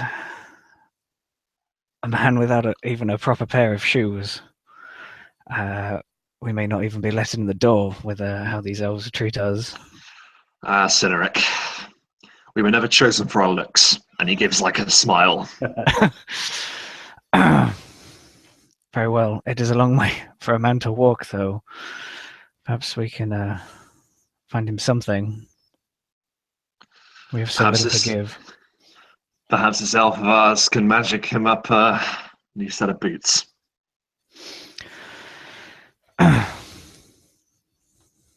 I can only hope it is not too far from Elrond, because I do feel the weight of your people upon our shoulders. They are in dire need. As do I. But this is the only way. This is the only way we'll be able to help them effectively. Right. We will get to them, brother. We will see that as many of them as we can safe. And he just like lets out a really long sigh. It is just good not to be on those mountains anymore. It is. But remember, even when we went up against the King in Silver, we needed the help of the elves. Let us see what she has to say of this. After you.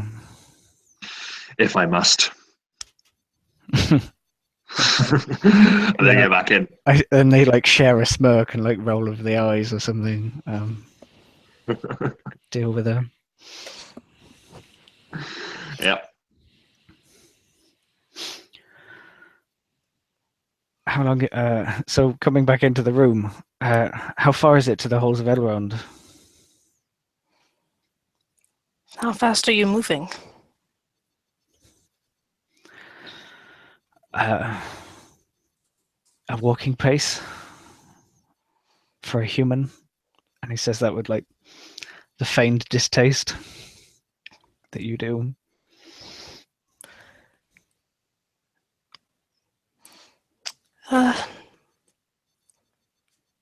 Perhaps a fortnight, perhaps less.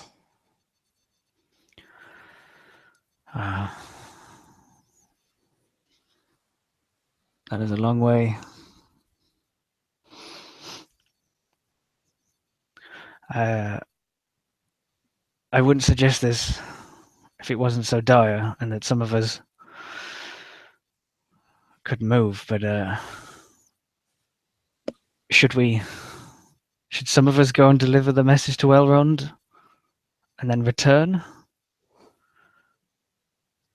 Or should some of us go north?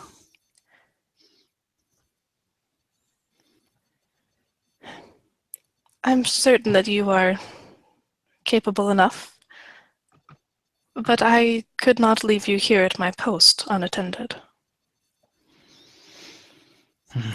Better for me to accompany all of you at once. She's rummaging around, and you see she's like pulling out some real stiff leather, and she's going over to Ellender and like kind of sizing up his feet. Then I guess we'll move at the slowest pace then. And Faroth looks to Cynaric and smiles openly because this confirms that their new elf friend heard his comment about the boots, and he like stifles a laugh. Yeah. And he looks to his friends and says, "Well, we're not going anywhere until our companions are able to."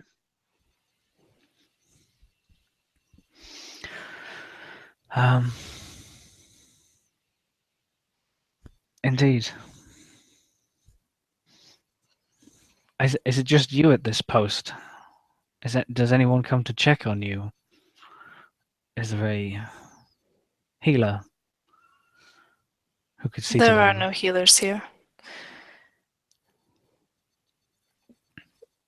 I meet a messenger partway to Rivendell. And if I have any information to pass along, that's when I do it. The healers are with Elrond.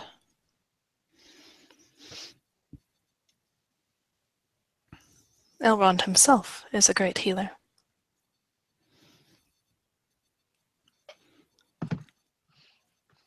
Then it seems once again we must seek out the elves for their healing ways, as well as their counsel. Quite. I guess for now we rest. And the rest you do. You spend another night here in this comfortable little house while the elf crafts shoes for poor Erlendor. While Beregond and